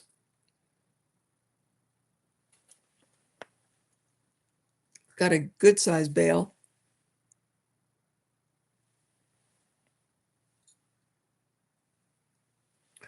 Okay, this will be a starting bid. Maramamba is an expensive stone.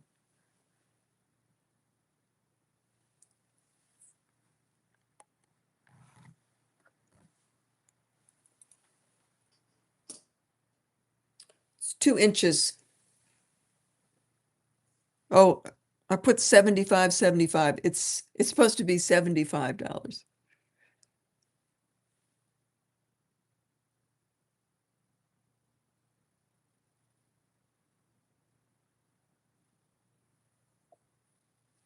Hi, Turtle Shell. I have seen your channel. It's very nice. Olga's at 75, Cosmic Unicorn. It's Maramamba is Maramamba.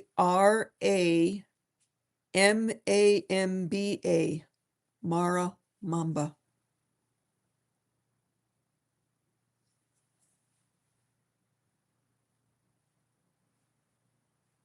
Alice Lake is in at 80. Turtle Shell's in at 85.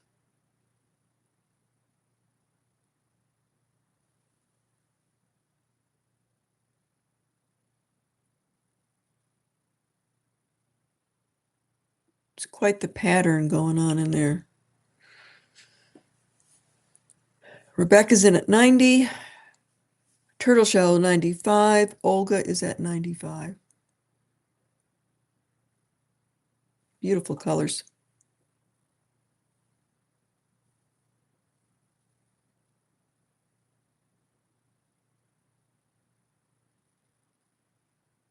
The cabochon that I bought that I'll be setting up, I paid $85 just for the cabochon.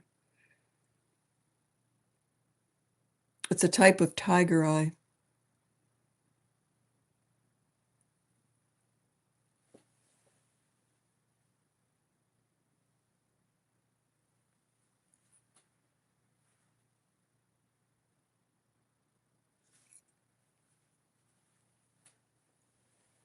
Okay, Alice is at 105.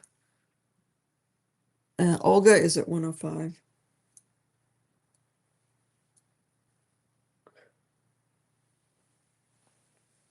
And like Petersite is another type of tiger eye that I love. This is Petersite. So you can see they're very similar, just in the patterning. This one's got a lot of chatoyance to it also. I don't know if this will be a ring or a pendant, but I bought that at Tucson from the mine from Australia. This one. Confuse everybody. This one. Not the Petersite. Okay, where are we? Olga, 110.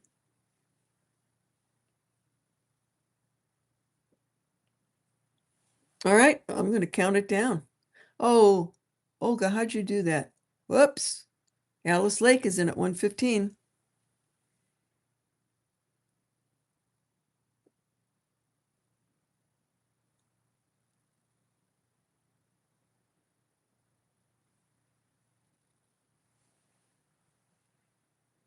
All right, Alice is at 115. I'm going to start counting it down. Up. Olga's in at 120. Alice is at 125.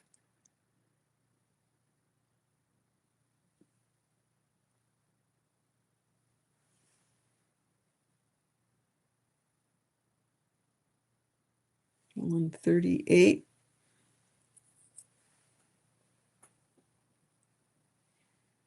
Boy, I got a lot of red sun out there from tennis. Alice is at 141.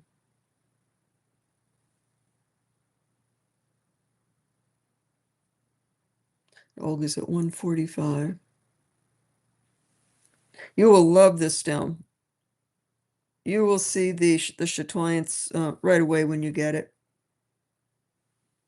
And this patterning is so cool. Alice is out. All right, we're going to count it for Olga. Going once, going twice, and sold to Olga. Thank you.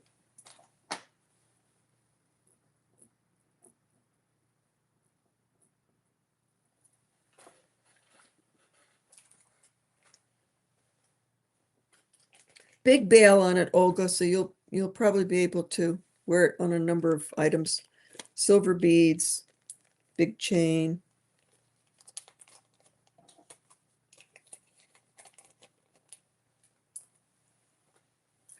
All right, let's see here. Oh, yeah. Okay.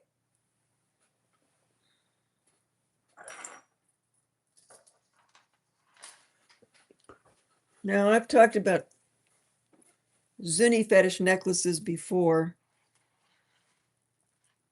and how I stay away from fetish necklaces a lot because the great majority out there are being made out of the country. They're not Zuni. You shouldn't call them Zuni fetishes because the little fetish animals are sacred animals and their images are caught up in the stone. It's part of their philosophy. This is from Zuni. It is all spiny oyster. So that right there makes it very, very beautiful. This is very, very small hishi. That's another way of saying, gosh, is this really native? That is very, very tiny 1 millimeter hishi. It's in there. And then the very traditional animals being used. Very pretty. Double strand. 28 inches.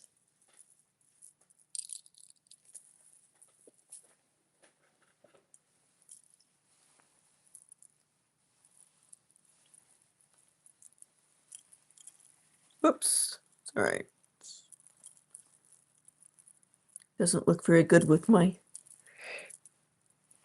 other necklace here. But at least I can show you where it is.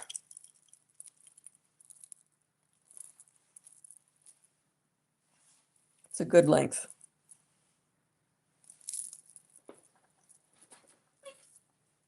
So double strand spiny.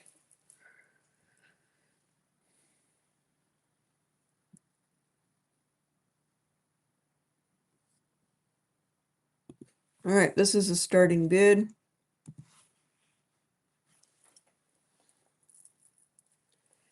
All right. I don't want to go cheap on this.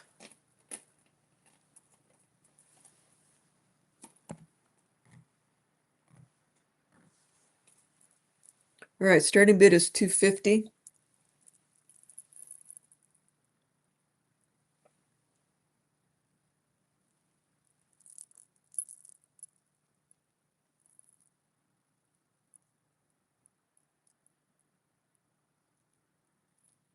So in the spiny oyster shell, the white is the inside of the shell, and the pretty orangey red is the outside of the shell.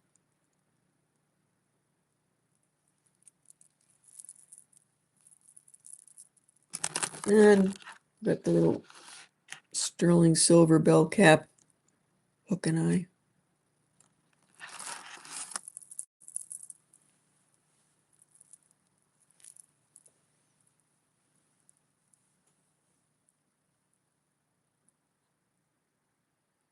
Eye candy is in at 250.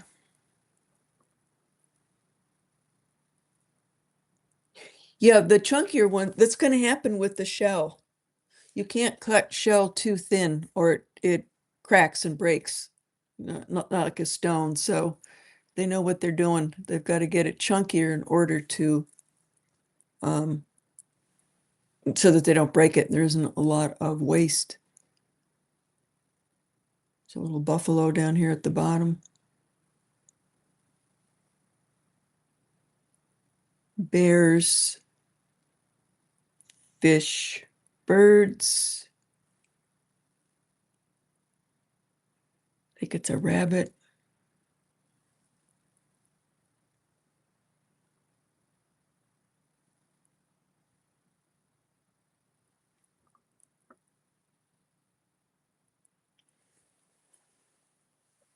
A lot of the stackable fetish necklaces that you see where they just stack one on top of the other, um, not Zuni. Most of those are coming from overseas. Linda, is Linda here? Is that Linda Clancy or another Linda? Linda Hoffman?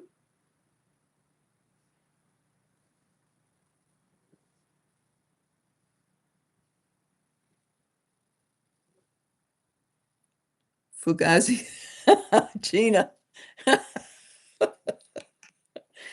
Fugazis, right. What a trip you are. Yes, every once in a while you'll find a Navajo who will buy Zuni fetishes, but they'll string it up.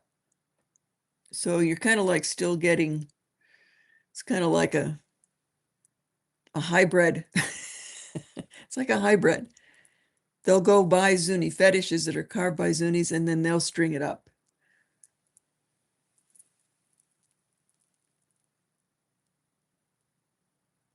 Oh, thank you, Deborah. Thank you. Okay. I think eye candy, I think you're the only one in here. So we're counting down. Going once, going twice, and sold to eye candy. Thank you very much.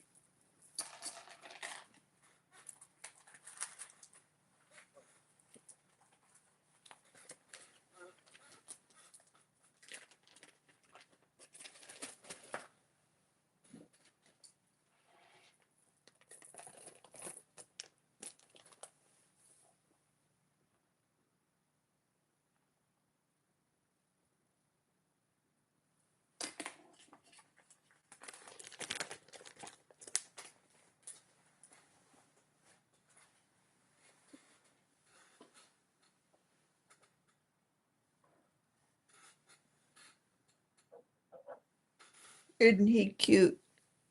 He's not for sale yet. This is from Zuni. Long, long time ago when I had my store. It's marked Zuni on the back. They did deer antler. They took the deer antler and carved the elk and deer out of it. I've still got the tag on there. Peril.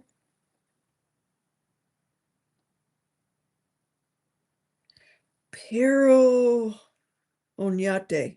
Pero Onyate is the artist. Here's another one. Look at this big guy. Deer antler.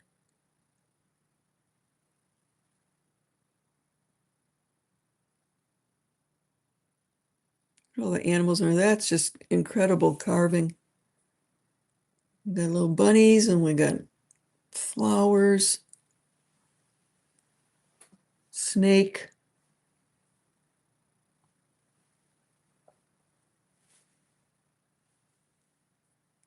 Mountain lion.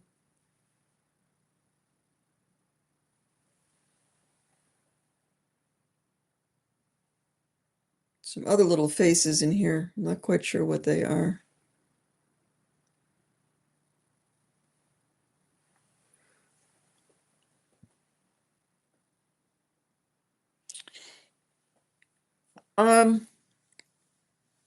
Usually when you feed your fetishes, it's not going to be your jewelry. If you've got a special little fetish that maybe you keep in a medicine pouch, that's like a totem animal for you, or it's been blessed, usually you can feed it a little cornmeal. But those are going to be like working fetishes. You actually are using that fetish for prayer or spiritual purposes. But with jewelry, not necessarily. I mean, you want to create your own little ceremony, sure, but traditionally it's usually one that's actually in a medicine pouch.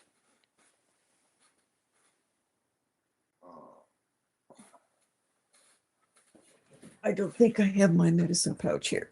I think it's put away.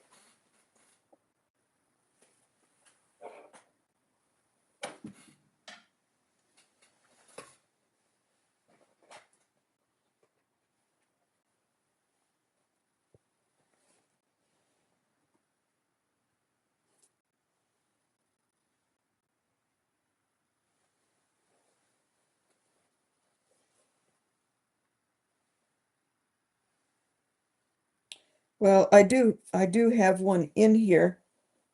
You can feed it cornmeal. You can also put tobacco.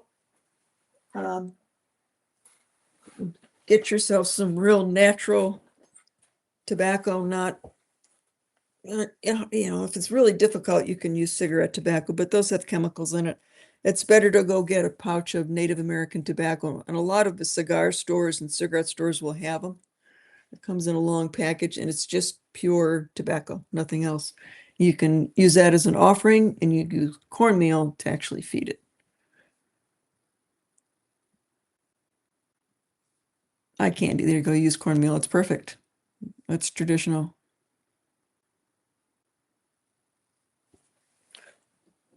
Okay. Boy, do I get off on, I just get off on tangents, don't I? All right.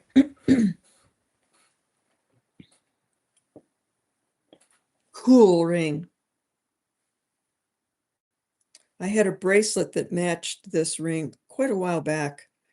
And then I found this ring. Look at that gorgeous Kayla lily.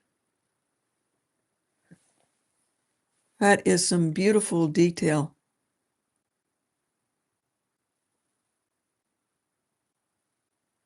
White shell.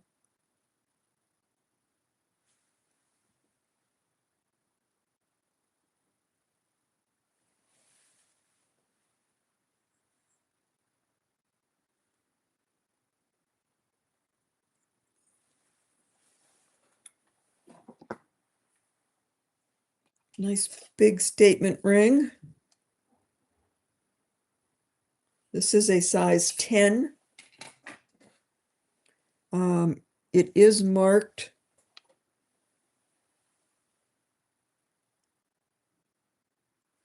Oh, it's one of those funny marks that they run everything together. I think it's SJ. It's very stylized, but it looks like an SJ to me.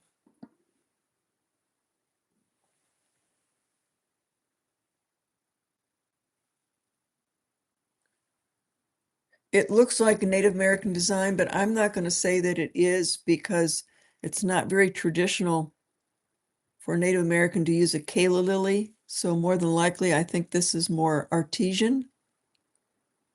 Very nice white mother of pearl shell. Just a very nice one. Taos Mary.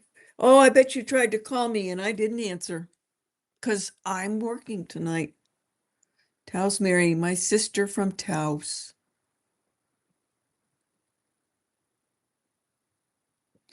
It's a 10, Deborah. Sorry.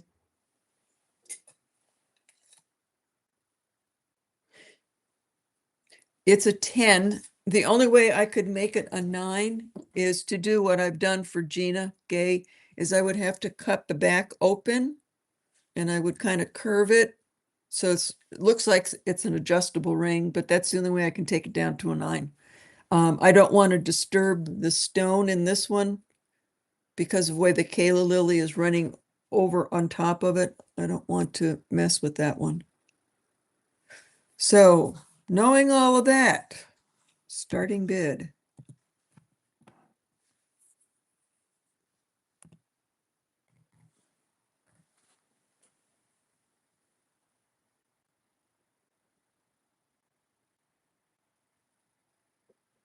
Very nicely constructed.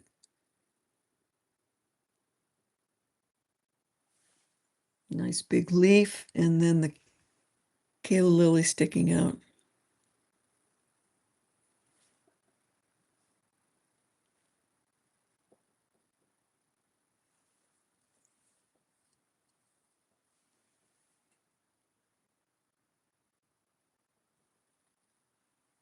Nope.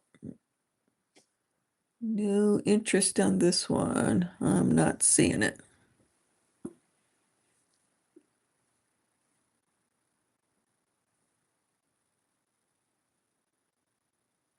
Okay, we'll pass on this one. It'll come back sometime in the future. Unless it goes out in Poshmark. All righty, let's see, what haven't I gone for yet?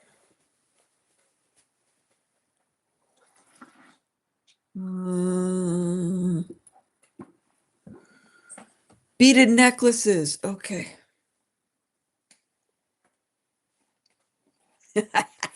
Okay, Linda. You want beads? I'm gonna give you beads. Look at that. Woo! That is a heavy gram load of turquoise. Each little individual turquoise is on a chain. It actually looks really, really cool, I think.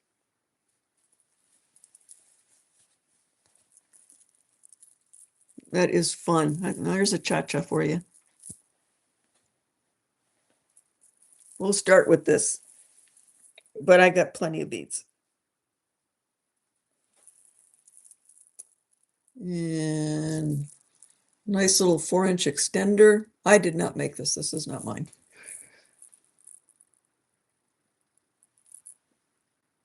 A lot of it looks like really nice Chinese turquoise. We've got blues and greens going on in here.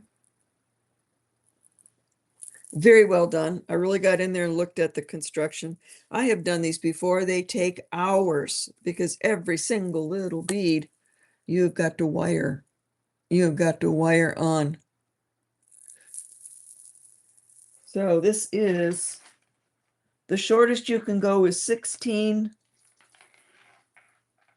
and the longest is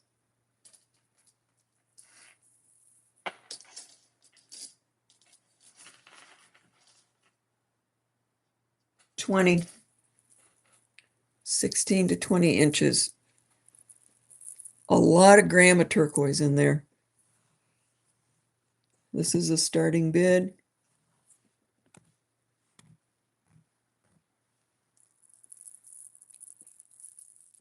It is heavy, so if you don't like to feel something on your neck, you probably would not like it. But it's comfortable. It's very smooth. Nothing is gouging at you. Rebecca's in for 150. All different shapes and sizes. Greens, blues, little brown matrix in there.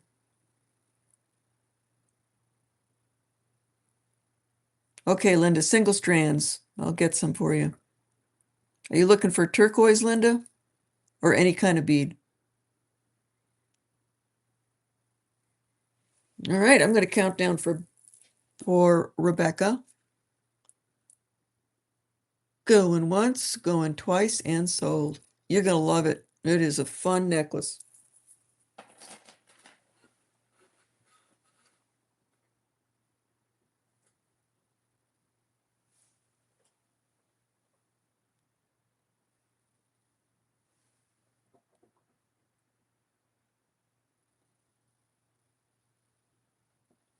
I'm with you, Rebecca. I can handle heavy jewelry.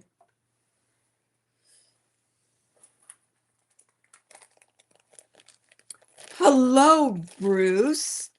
How are you?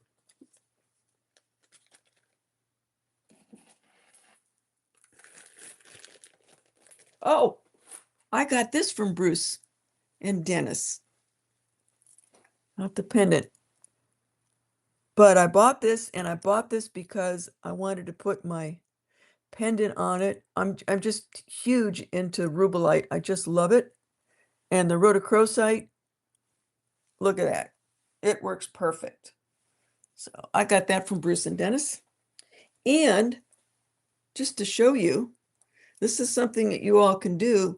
If you've got a spring ring at the end of your beads or a fish hook, see, I've just made it shorter by putting the fish hook on this bead because I wanted the pendant to show. And then I just take the rest and tuck it back inside under my shirt, and nobody would ever know.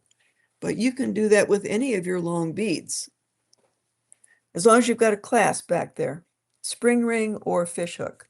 So now it's like 24 inches. But thank you, gentlemen. As soon as I saw that, I went, oh, there it is. That's what I need for my rubellite.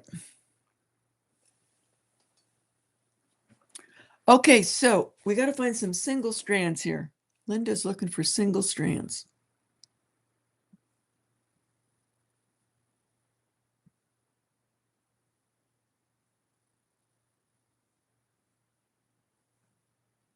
Did you tell me any kind of bead? I asked you if you wanted turquoise. I think you said any kind of bead.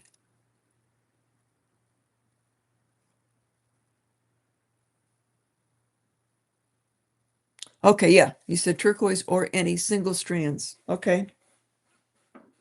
Then I'm going to start with, I've got this cute little vintage Hishi. I did not clean any of this up. These are sterling, but you can see how tarnished it is.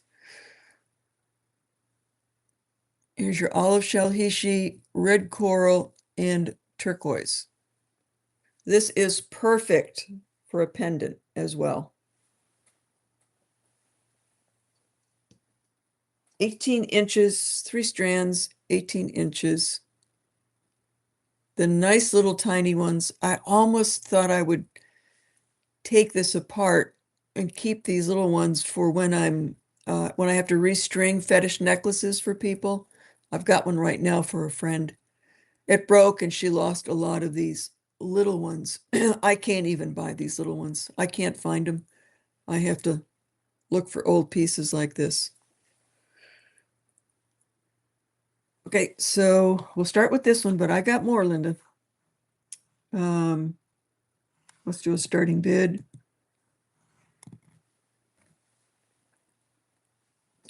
What is the white? Oh, it's like one little pearl. That could very well be a signature for somebody. And this over here, shell. It's a little white piece of shell. But this one looks like, this is pearl. This is not mother of pearl. This is a freshwater pearl.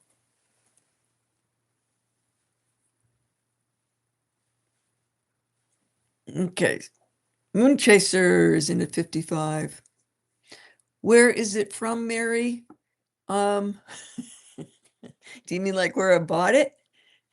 I bought it in Roanoke at the antique store. I think I took you there. Otherwise, I mean, it looks like it's Zuni, but this is an example that this could very well be Navajo as well.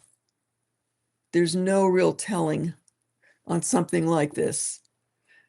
More than likely, it is native. But is it Navajo? Is it Zuni? That I would not be able to tell you. There's no real clear signature on that. Olga's in at 70.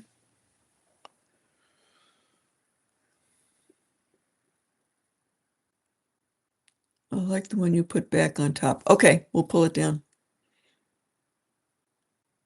All right, let's see what's happening here. Moonchaser is in, Olga's in, Moonchaser's out. All right, well, so we'll count down for Olga. She's got it at 70, going once, going twice, and sold to Olga.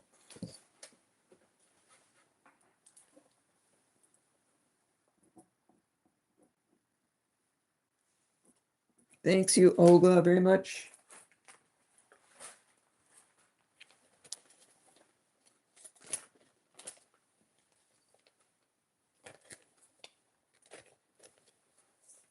All right, I put something back up on the shelf. It might be this one.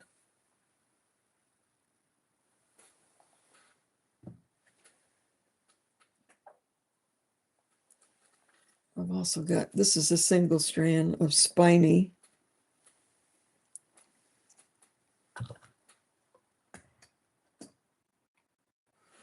So single strand of spiny with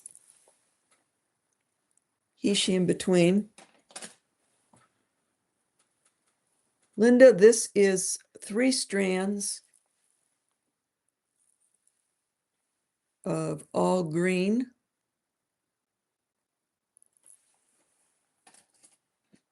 I have this one.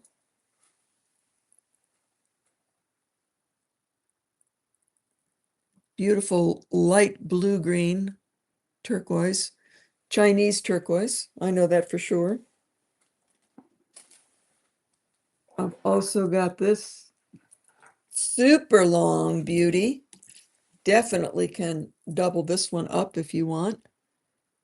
Very greasy green turquoise, alternating with Hishi.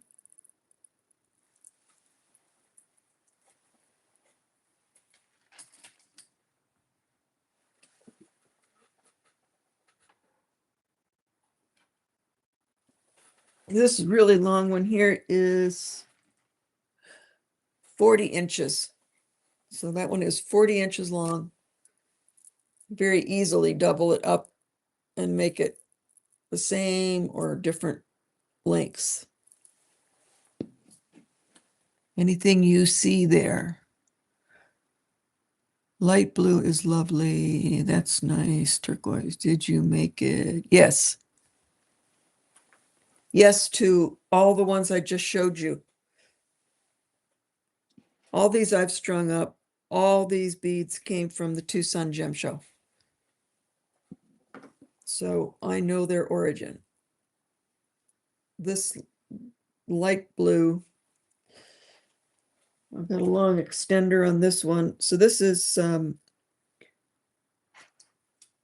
you got 16 inches worth of turquoise, and then you've got a long chain,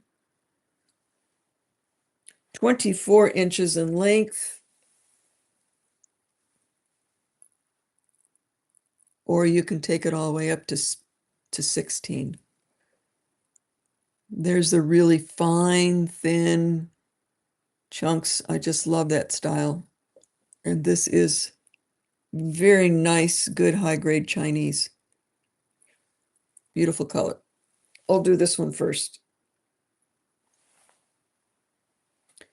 This is about, just so you get an idea. These here are bigger than 1/4 inch wide.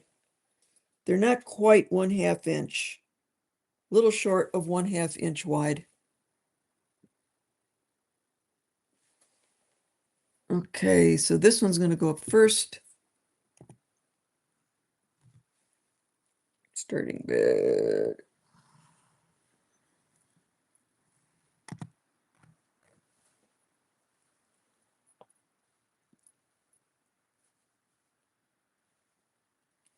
The metal is sterling.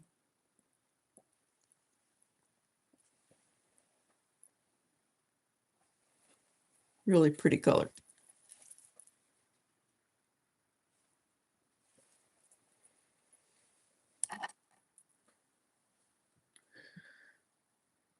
The length again, okay, so you've got 16 inches worth of turquoise. And then with the chain, it's 24 inches. That's the longest length. So you can go from 16 inches to 24 inches. There's the 24-inch length.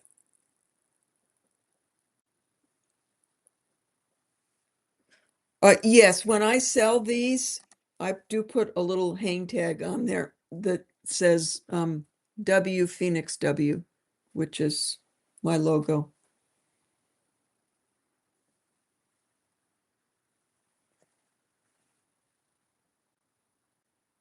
Okay, I'm not paying attention here.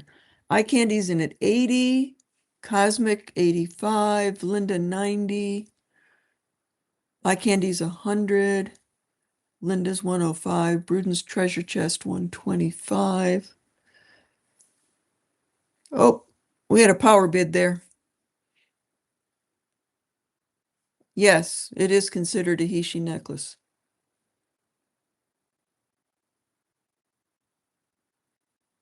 Linda's in at 130. When I buy beads like this, they are marked as Hishi. Because Hishi can really be, a lot of different sizes. We're used to it being really small, and that's really how it started out. You just got, we're used to seeing Hishi as this. And that is, that's correct. And then as beads started to become popular with the Native Americans and other ones, then they started selling, this style as Hishi. Okay, where are we? Bruden's treasure chest is in for 150. Linda's out. Okay. Roll countdown for Bruce and Dennis. Going once, going twice, and sold. So all you new people, also check out Bruce and Dennis's channel. They have lots of cool vintage. I'm learning a lot about vintage from them because that's not really my shtick. And I think Dennis is the beater. He brings in his own beads. It's for Dennis and myself. Thank you so much. That's wonderful. So check them out. Lots of talent out there.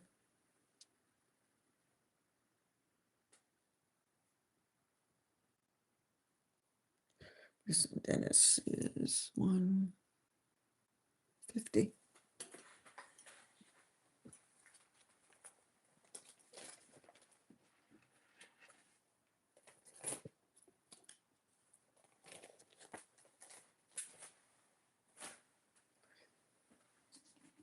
Okay, I'm going to bring this one.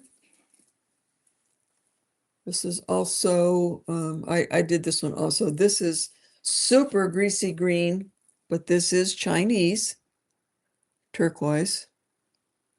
Beautiful polish, good quality. I strung it. I added a few little Hishi in there to break it up so it wouldn't be so monopolized. 40 inches long, or double it for 2020 or 1824. You can do a lot. This is also another good one for a pin. Putting another one of your pins on there.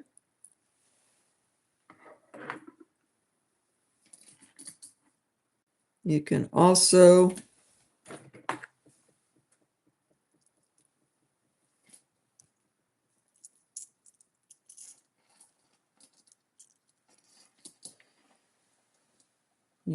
add yourself a little pendant.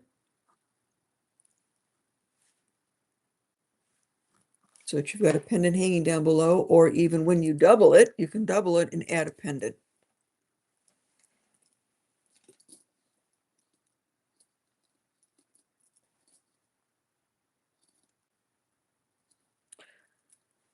Well, maybe I'm gonna have to sell the pendant with it. Oh, here it comes. So a couple little beads in here that are a little bit bigger. It's like right there, it's getting stuck.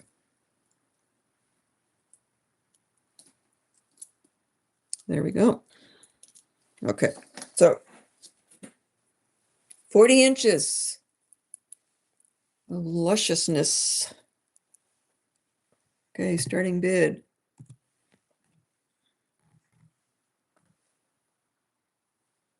$175. This is the longest one that I've got. I don't usually make them this long.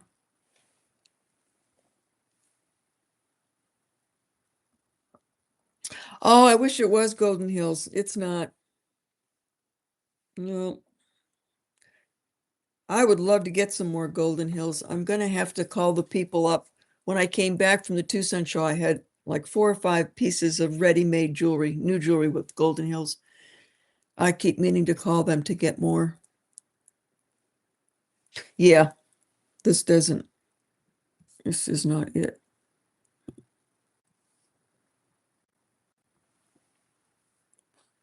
Would I consider putting a clasp? This one has a clasp. Is that what you mean? Or a different kind of clasp? But I put a clasp on so that it could be doubled around the neck. If that's what you mean. Lulu, is that what you meant? No, this has got a clasp. Okay, behind my left shoulder. I will get them. So Venice is in at 175.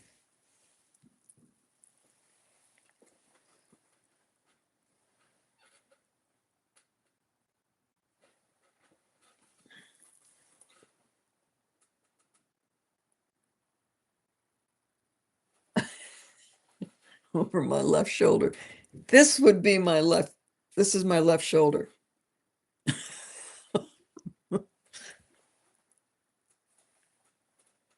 I don't know. Are we talking about these? Right. Linda. Okay. This one. You mean down here? Those are sterling silver. You talking about these? You can't have these. These are mine. That's my old Hishi. And that's my old Hishi. I'm sorry, Linda. I can't sell them. Those are mine. Those are the kind of beads somebody would just throw away and think that they were just nothing. But they are special for me. All right.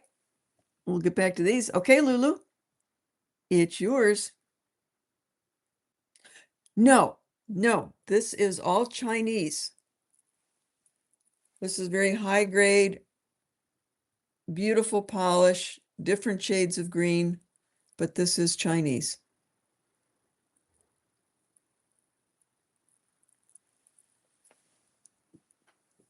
So, do you still want them, or does that change your mind?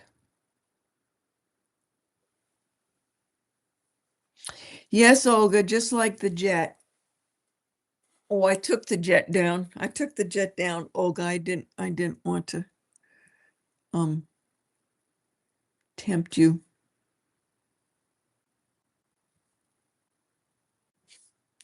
Okay. Venice, do you still want these?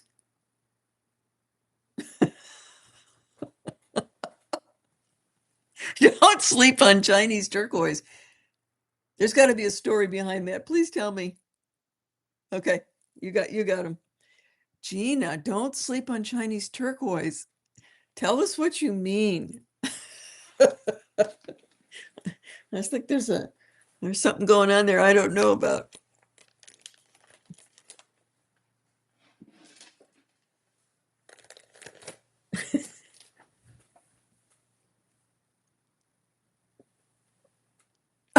That's underrated. Okay. I'm a little slow on the uptake, so you gotta let me know every once in a while.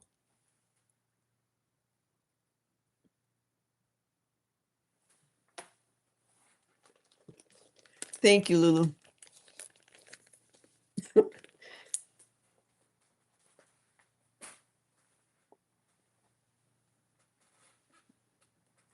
Anybody looking for really nice amber? We have got round butterscotch amber, and then we've got the cognac in here.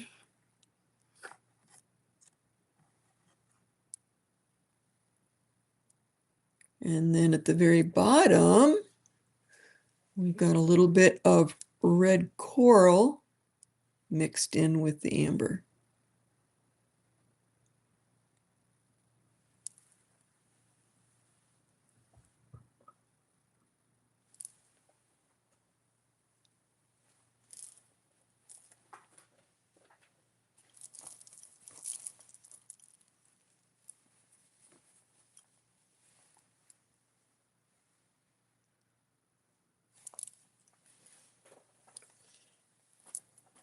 Yeah, I've set probably just as much Chinese turquoise as I have our own American turquoise, and well, Persian too. All of it. All right. All right, so these are 30 inches. I did make this. I've got knots in between each one. I love to string a knot. Boy, I did a lot of that at my fine jewelry store with the pearls. Silk string. Did I just tell you how long this was? 30 inches.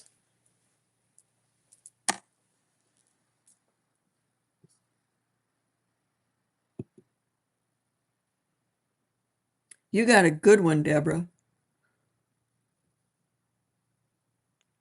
Okay.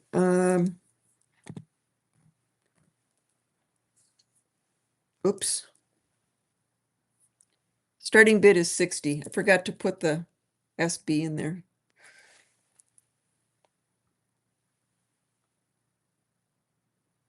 So red coral, natural red coral, natural amber.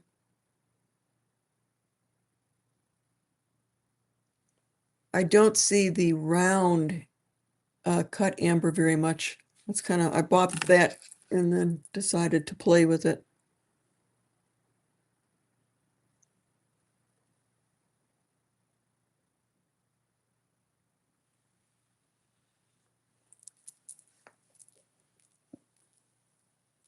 Oh, good night, Bruce and Dennis. Thank you for coming in. Olga's in at 60. Lenore is in at 60.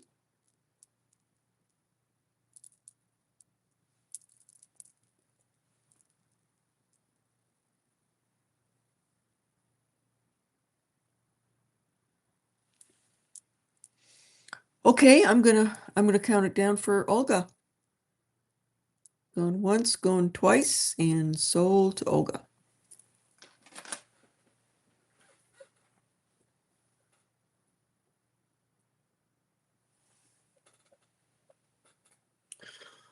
Lenore, I'm not ignoring you. I think I can help you out. Okay. I will send you a little surprise.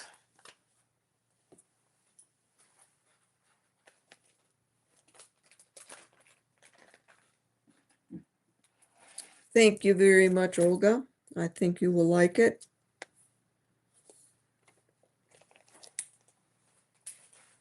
What time is it? 11:15. All right.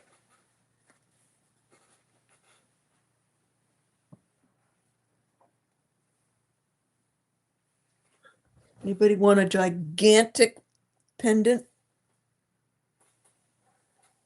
It is huge.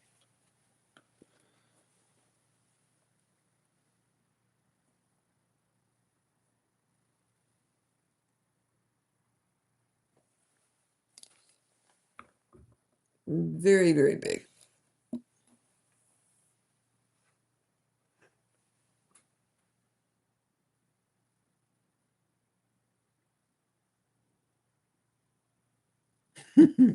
Yep, Levi. It's so interesting. The history of stones. Oh, okay. Eye candy is saying yes. All right. I will bring this one out.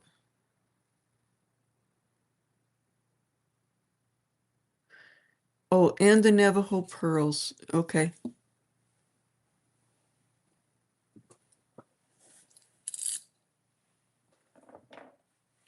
All right. These are going to go separate though.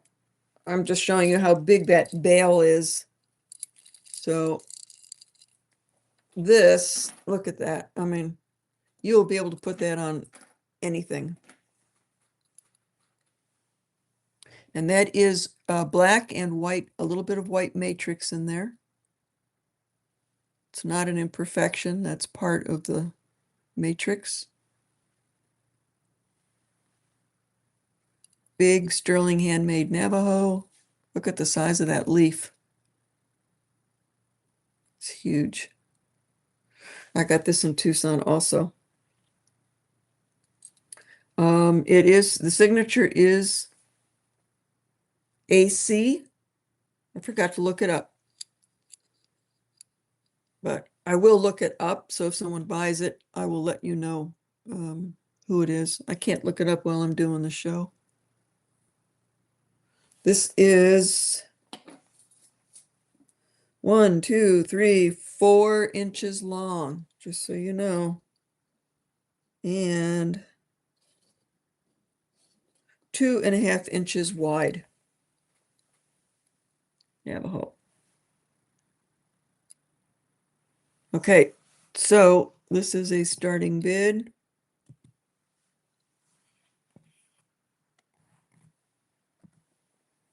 of $275. Imagine that on a torque even. Anything. Torque. Silver beads, I think, probably is going to look the best. But even beads. Put some big beads through there. Eye candy is in for $275. And Olga is in. Ooh, look at all the hearts coming up. Yeah, I would agree. There's your $500 pendant.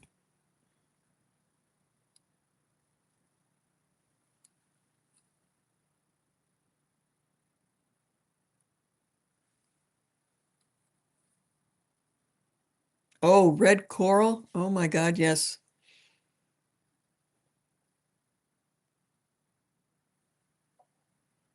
Eye candy's in at 300. Yeah, I wish I had some red coral here to try it, but I don't. I've sold all my red coral.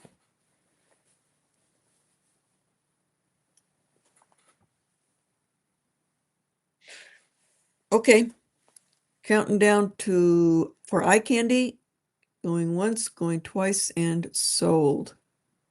Thank you. It's a beauty.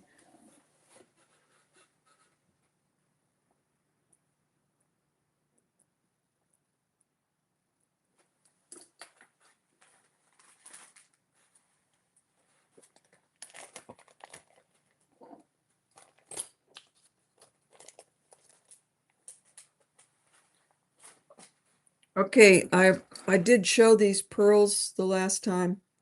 These are magnificently huge. the real Navajo pearl. As you can see, it's two-sided, soldered together. Every single one is handmade. They're on a sterling silver chain, slightly oxidized. Let's see if I've got my millimeter gauge in here.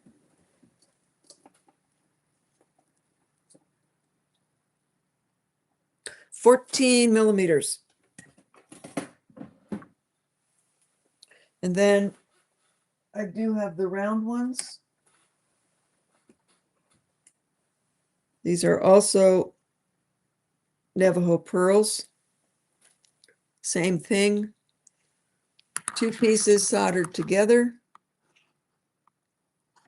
There's the seam in here. Then they go in and they file the seam down to make them look more like pearls. These are also on chain.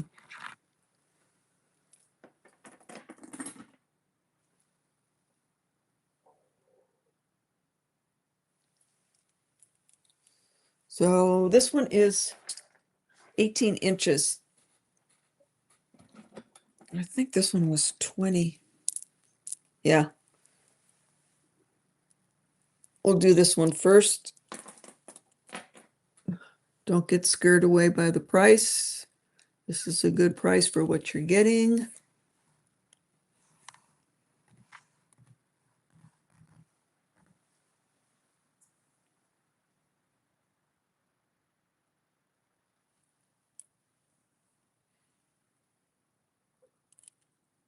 Eye candy at 900.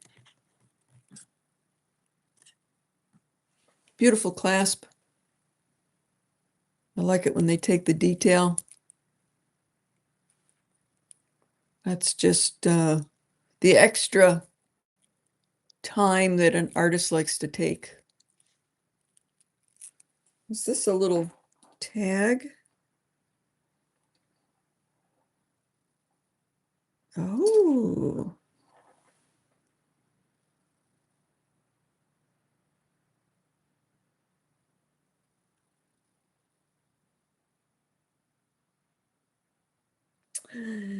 Wow. This has actually got the maker's mark on it. I didn't even know that. I never even saw it. Right here. Right there. They actually put their mark on it so you know who it is. I believe it says Marion. There's another something I got to look up now. Sterling A. Marion.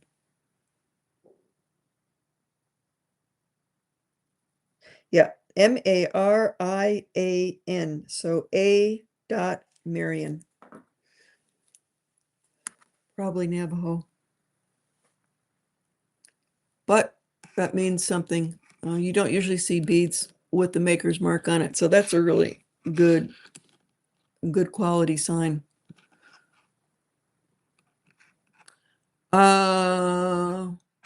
Yeah, Deborah, if I can find these, the real thing in any size and reasonable enough that I can resell it, then I will buy them.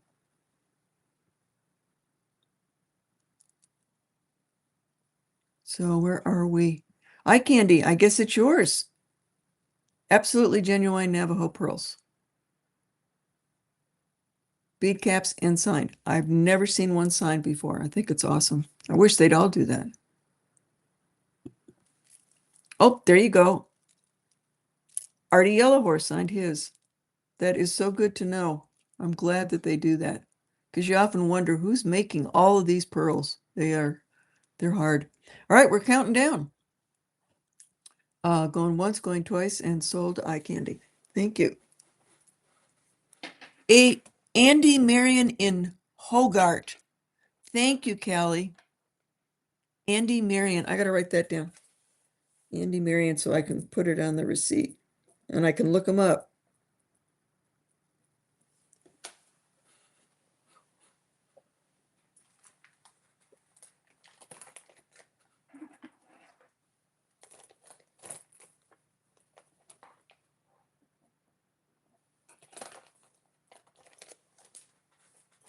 Okay, and these are longer. You know, it doesn't have a tag, but boy, the workmanship on here is identical to the other one. The way they have finished this off with the twisted wire on a chain. You see how they've twisted the wire here? You know, that's this artisan's technique. So this could also be a Marion, but it does not have a tag on it.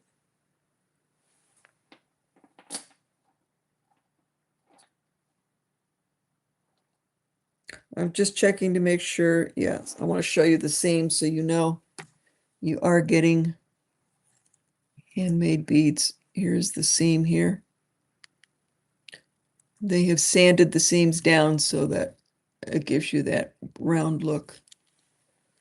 I think these are also 14 millimeters. I don't know if they make them bigger than that. It might be. Yeah, 14 millimeters.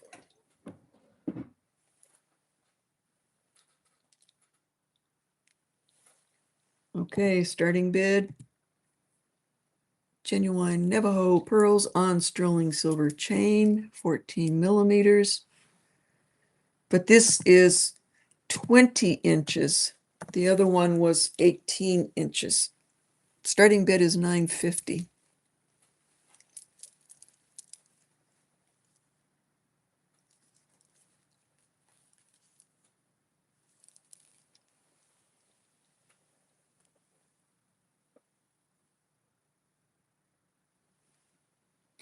Oh, Kim fainted.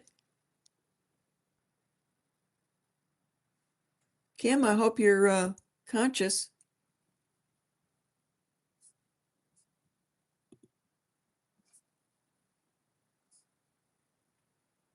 Okay, no problem. I wanted one for myself. You will see me wearing these next week. I got to keep something for myself.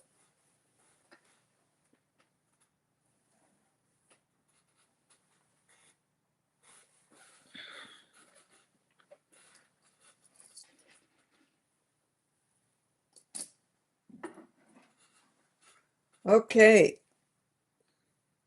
These were the jocklas that I showed to you in the last show.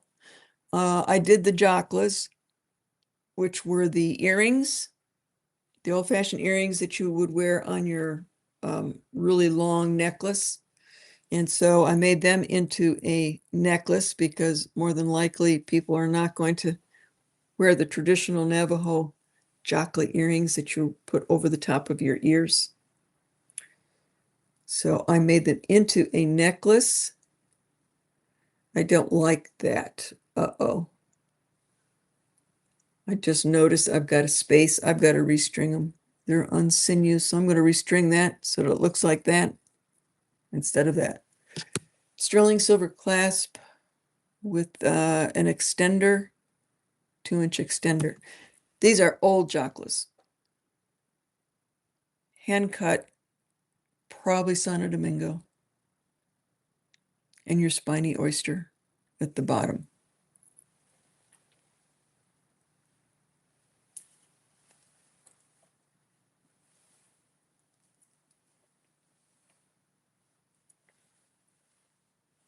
Whoop, going the wrong way. There we go.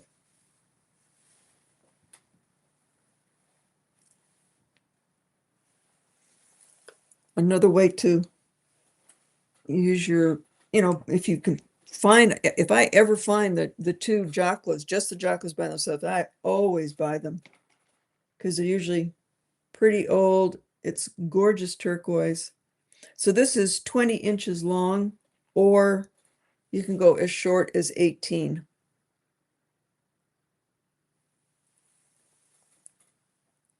Really beautiful blue-green, hand-cut he sheet.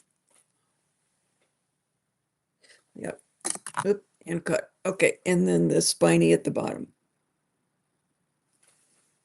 So this is starting bid.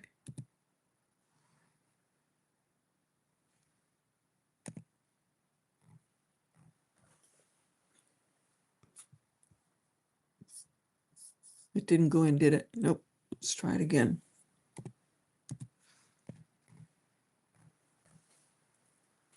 So 350. No, I've restrung them, and this is new, obviously, but this is old Hishi. It is not new.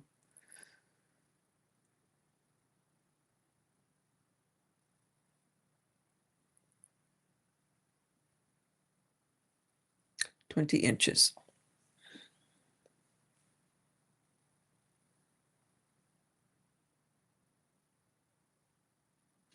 So, you're, I have any here?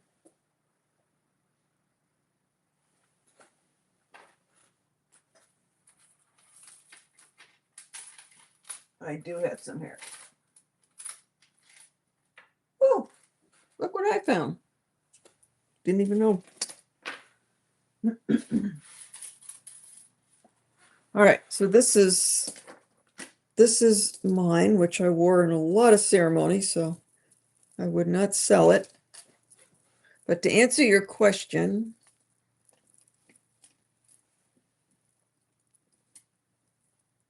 oh, I never, yes, I did. Never mind.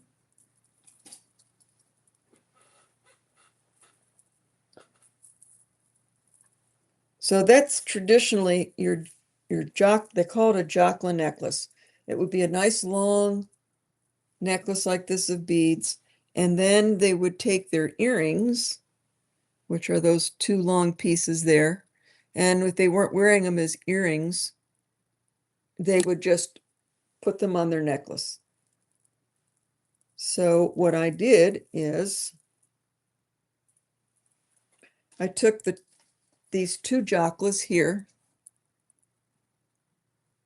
and I cut them apart, and see, they're graduated. So I had to lay out on a board all of these and graduate them out. And then I took these and put them in the middle, which is what gives you this. And these jocelys tend to be about 8 inches long. So it gives you about 16 inches worth of necklace. So that's how that worked. Now you can see these jocelys were much bigger than the ones that I've got here.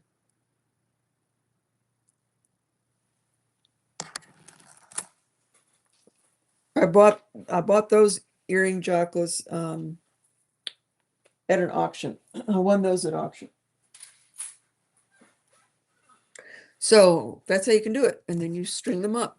Now I strung it on sinew, but I can see here that I did not notice the gap. So I want to restring that. I don't want that gap in there. Did anybody have any interest in this one or not? I may turn them back into jocelys. No, okay. All right, so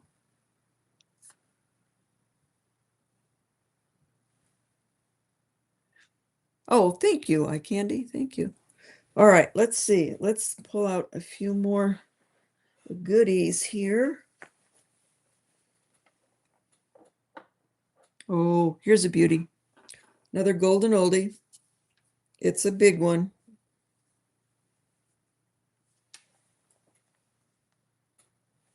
I love this square rectangular look.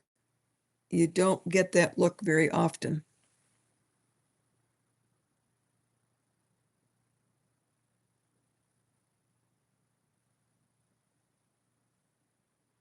Coral, turquoise, very different design work.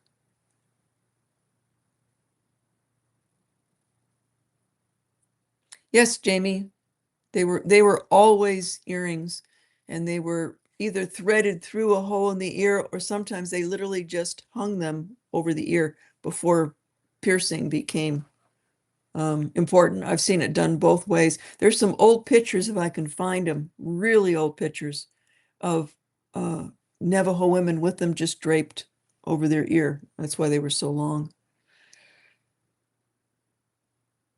Okay, and this one is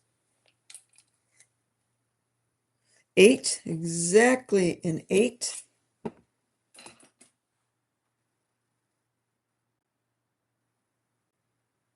I would say like maybe late 60s, late 60s, early 70s on that.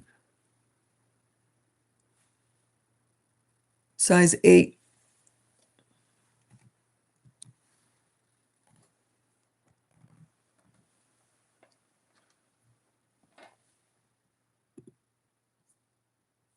And a lot of times how I price on this older vintage jewelry, yes, it's got something to do with what I pay for it, but also it's going to be design work, and it's going to be, is it something that is really unusual in design, or do I see a lot of them?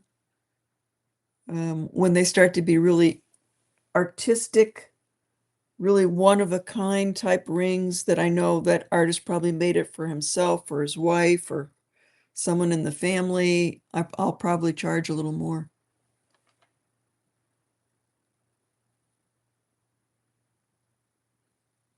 Oh, did I put a price in?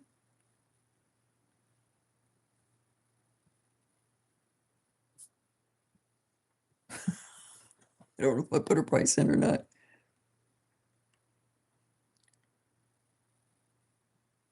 I'll be winding it up here pretty soon. I can see people need to get on.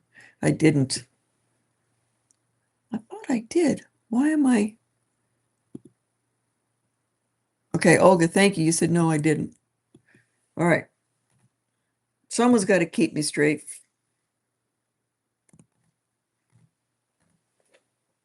Size 8.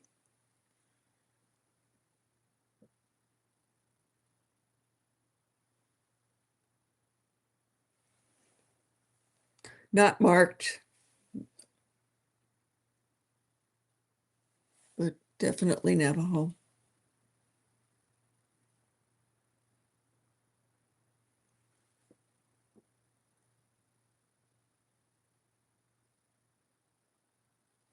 Eye candy's in, 225.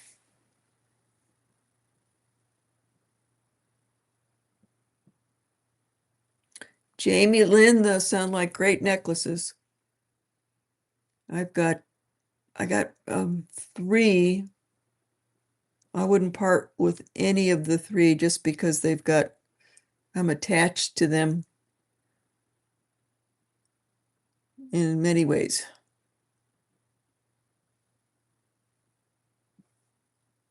Okay, eye candy, counting down. Going once, going twice, sold.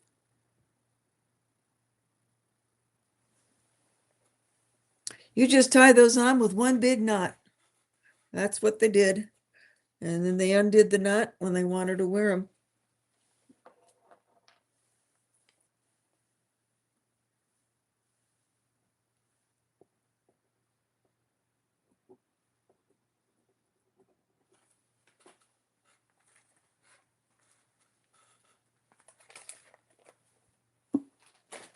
I'm going to bring a few chains out, some silver beaded chains. There it is. All right. This is, this is very traditional. These are your bench beads. So they're actually punched out by a machine, and they take them to the bench and they solder them together. So a bench bead pretty much is what they do now to save time, and you don't have a lot of artists that don't want to do the pearls because they can't get paid enough for them. It's so laborious. So you see a lot of these now. Very traditional. It's on chain. You can hang a lot of different pendants on this. You can take a big one and put it down there, or by itself. Let's see, this is 24 inches. So you got your round beads and your torpedo beads. 24 inches.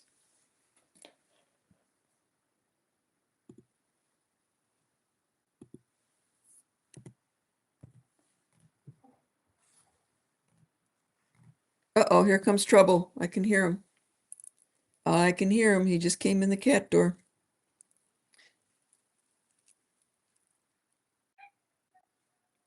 I hear you, honey. He wants to go to bed. 25. Anybody else interested? Nope. Okay, we're going to count down. Eye candy is going to get it. Going once, going twice, sold. Honey bun. Now I can hear him chomping away at the dry food. That cat loves to be outside. He would be absolutely miserable if I tried to make him a house cat. That's just not going to happen. He likes his chickens and hunting and neighbors. Thank you. All right. Let's see what else we got going here.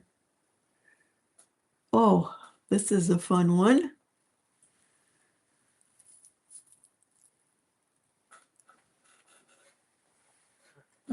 Oh, sterling silver. Woo, lots of links. Links, links, links. With a big lobster claw. And you could take it over there.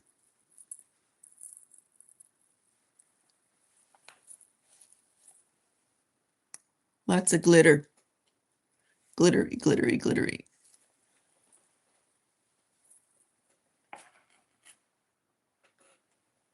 This is 17 inches. Oh, yeah, 17 inches right now. It could be taken up to 16.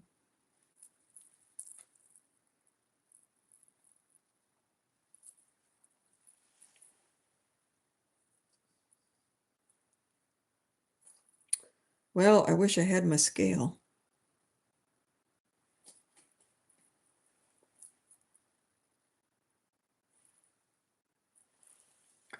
Okay.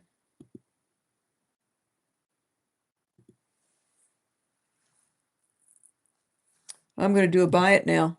First person that says they want it gets it. So buy it now at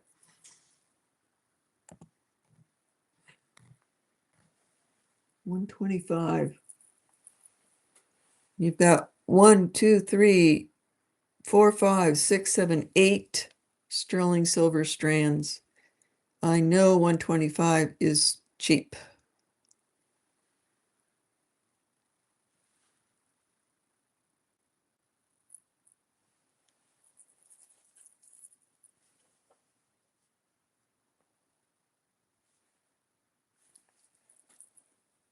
Oh, okay. Lulu's in. Thank you, Lulu.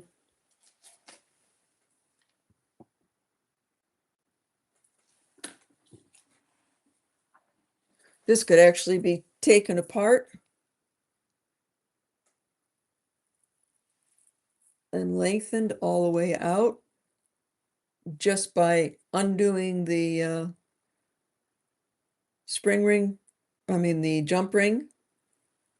You need pliers and a jump ring, and you could make them into a long one if you wanted it. Or I can do it for you. All right. Lulu got this one.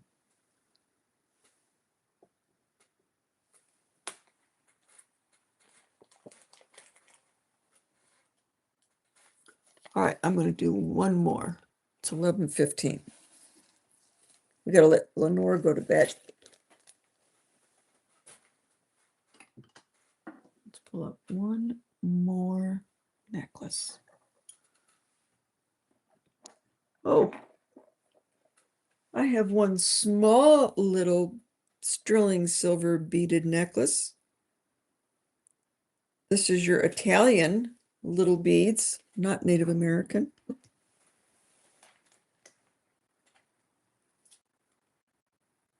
This is short. It's only 15 inches long. On chain. see if these, this looks like a 6 mm. Nope. 5 mm. Little 5 mm beads. Great to put a little pendant on. But short, 15. Buy it now.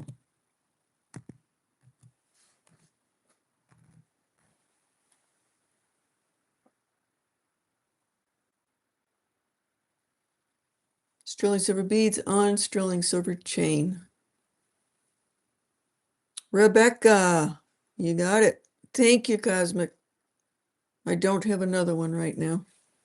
Rebecca has got it for 100.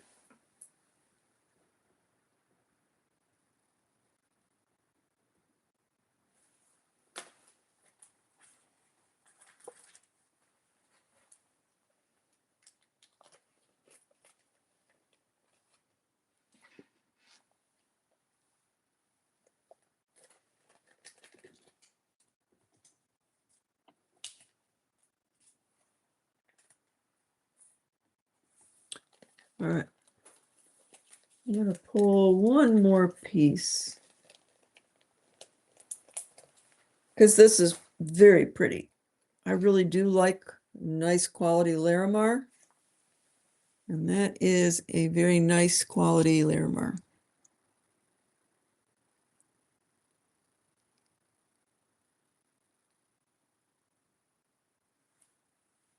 This is not Native American. This is artesian. Nice big bale.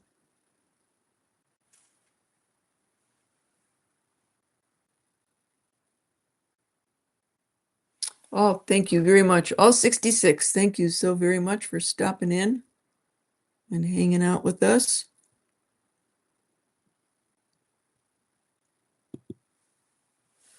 So this is, I give you the length, 2 inches long. That is a first class piece of very, very good quality Larimar. Looks like the ocean. It's about 1 inch long, just the Larimar itself.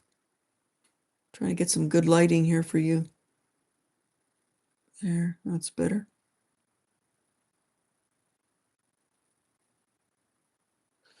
Okay, last piece for the night, guys.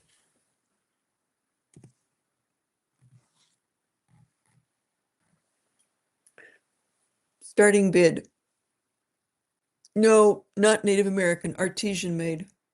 Why? Open back. Native Americans do not open up the back.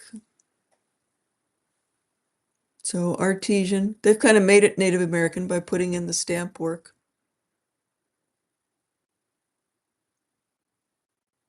Not signed, 925, so.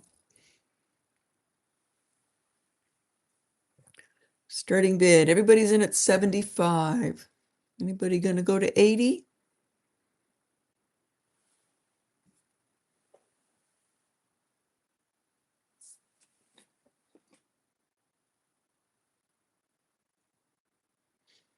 Michael Robertson went up to 80. Big bale, you should be able to put it on some Larimar beads. A torque, sterling silver chain. Eye candy is out. Rebecca's out. Everybody's out. Good night, Mary.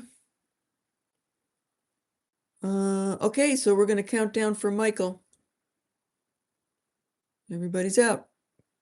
Going once, going twice, and sold to Michael. Thank you so very much. That's our last piece for the night. Unless I didn't bring something out and someone's really upset that I didn't bring it out, tell me what it is and I will. Sometimes I show stuff on the shorts and then I forget to bring it out.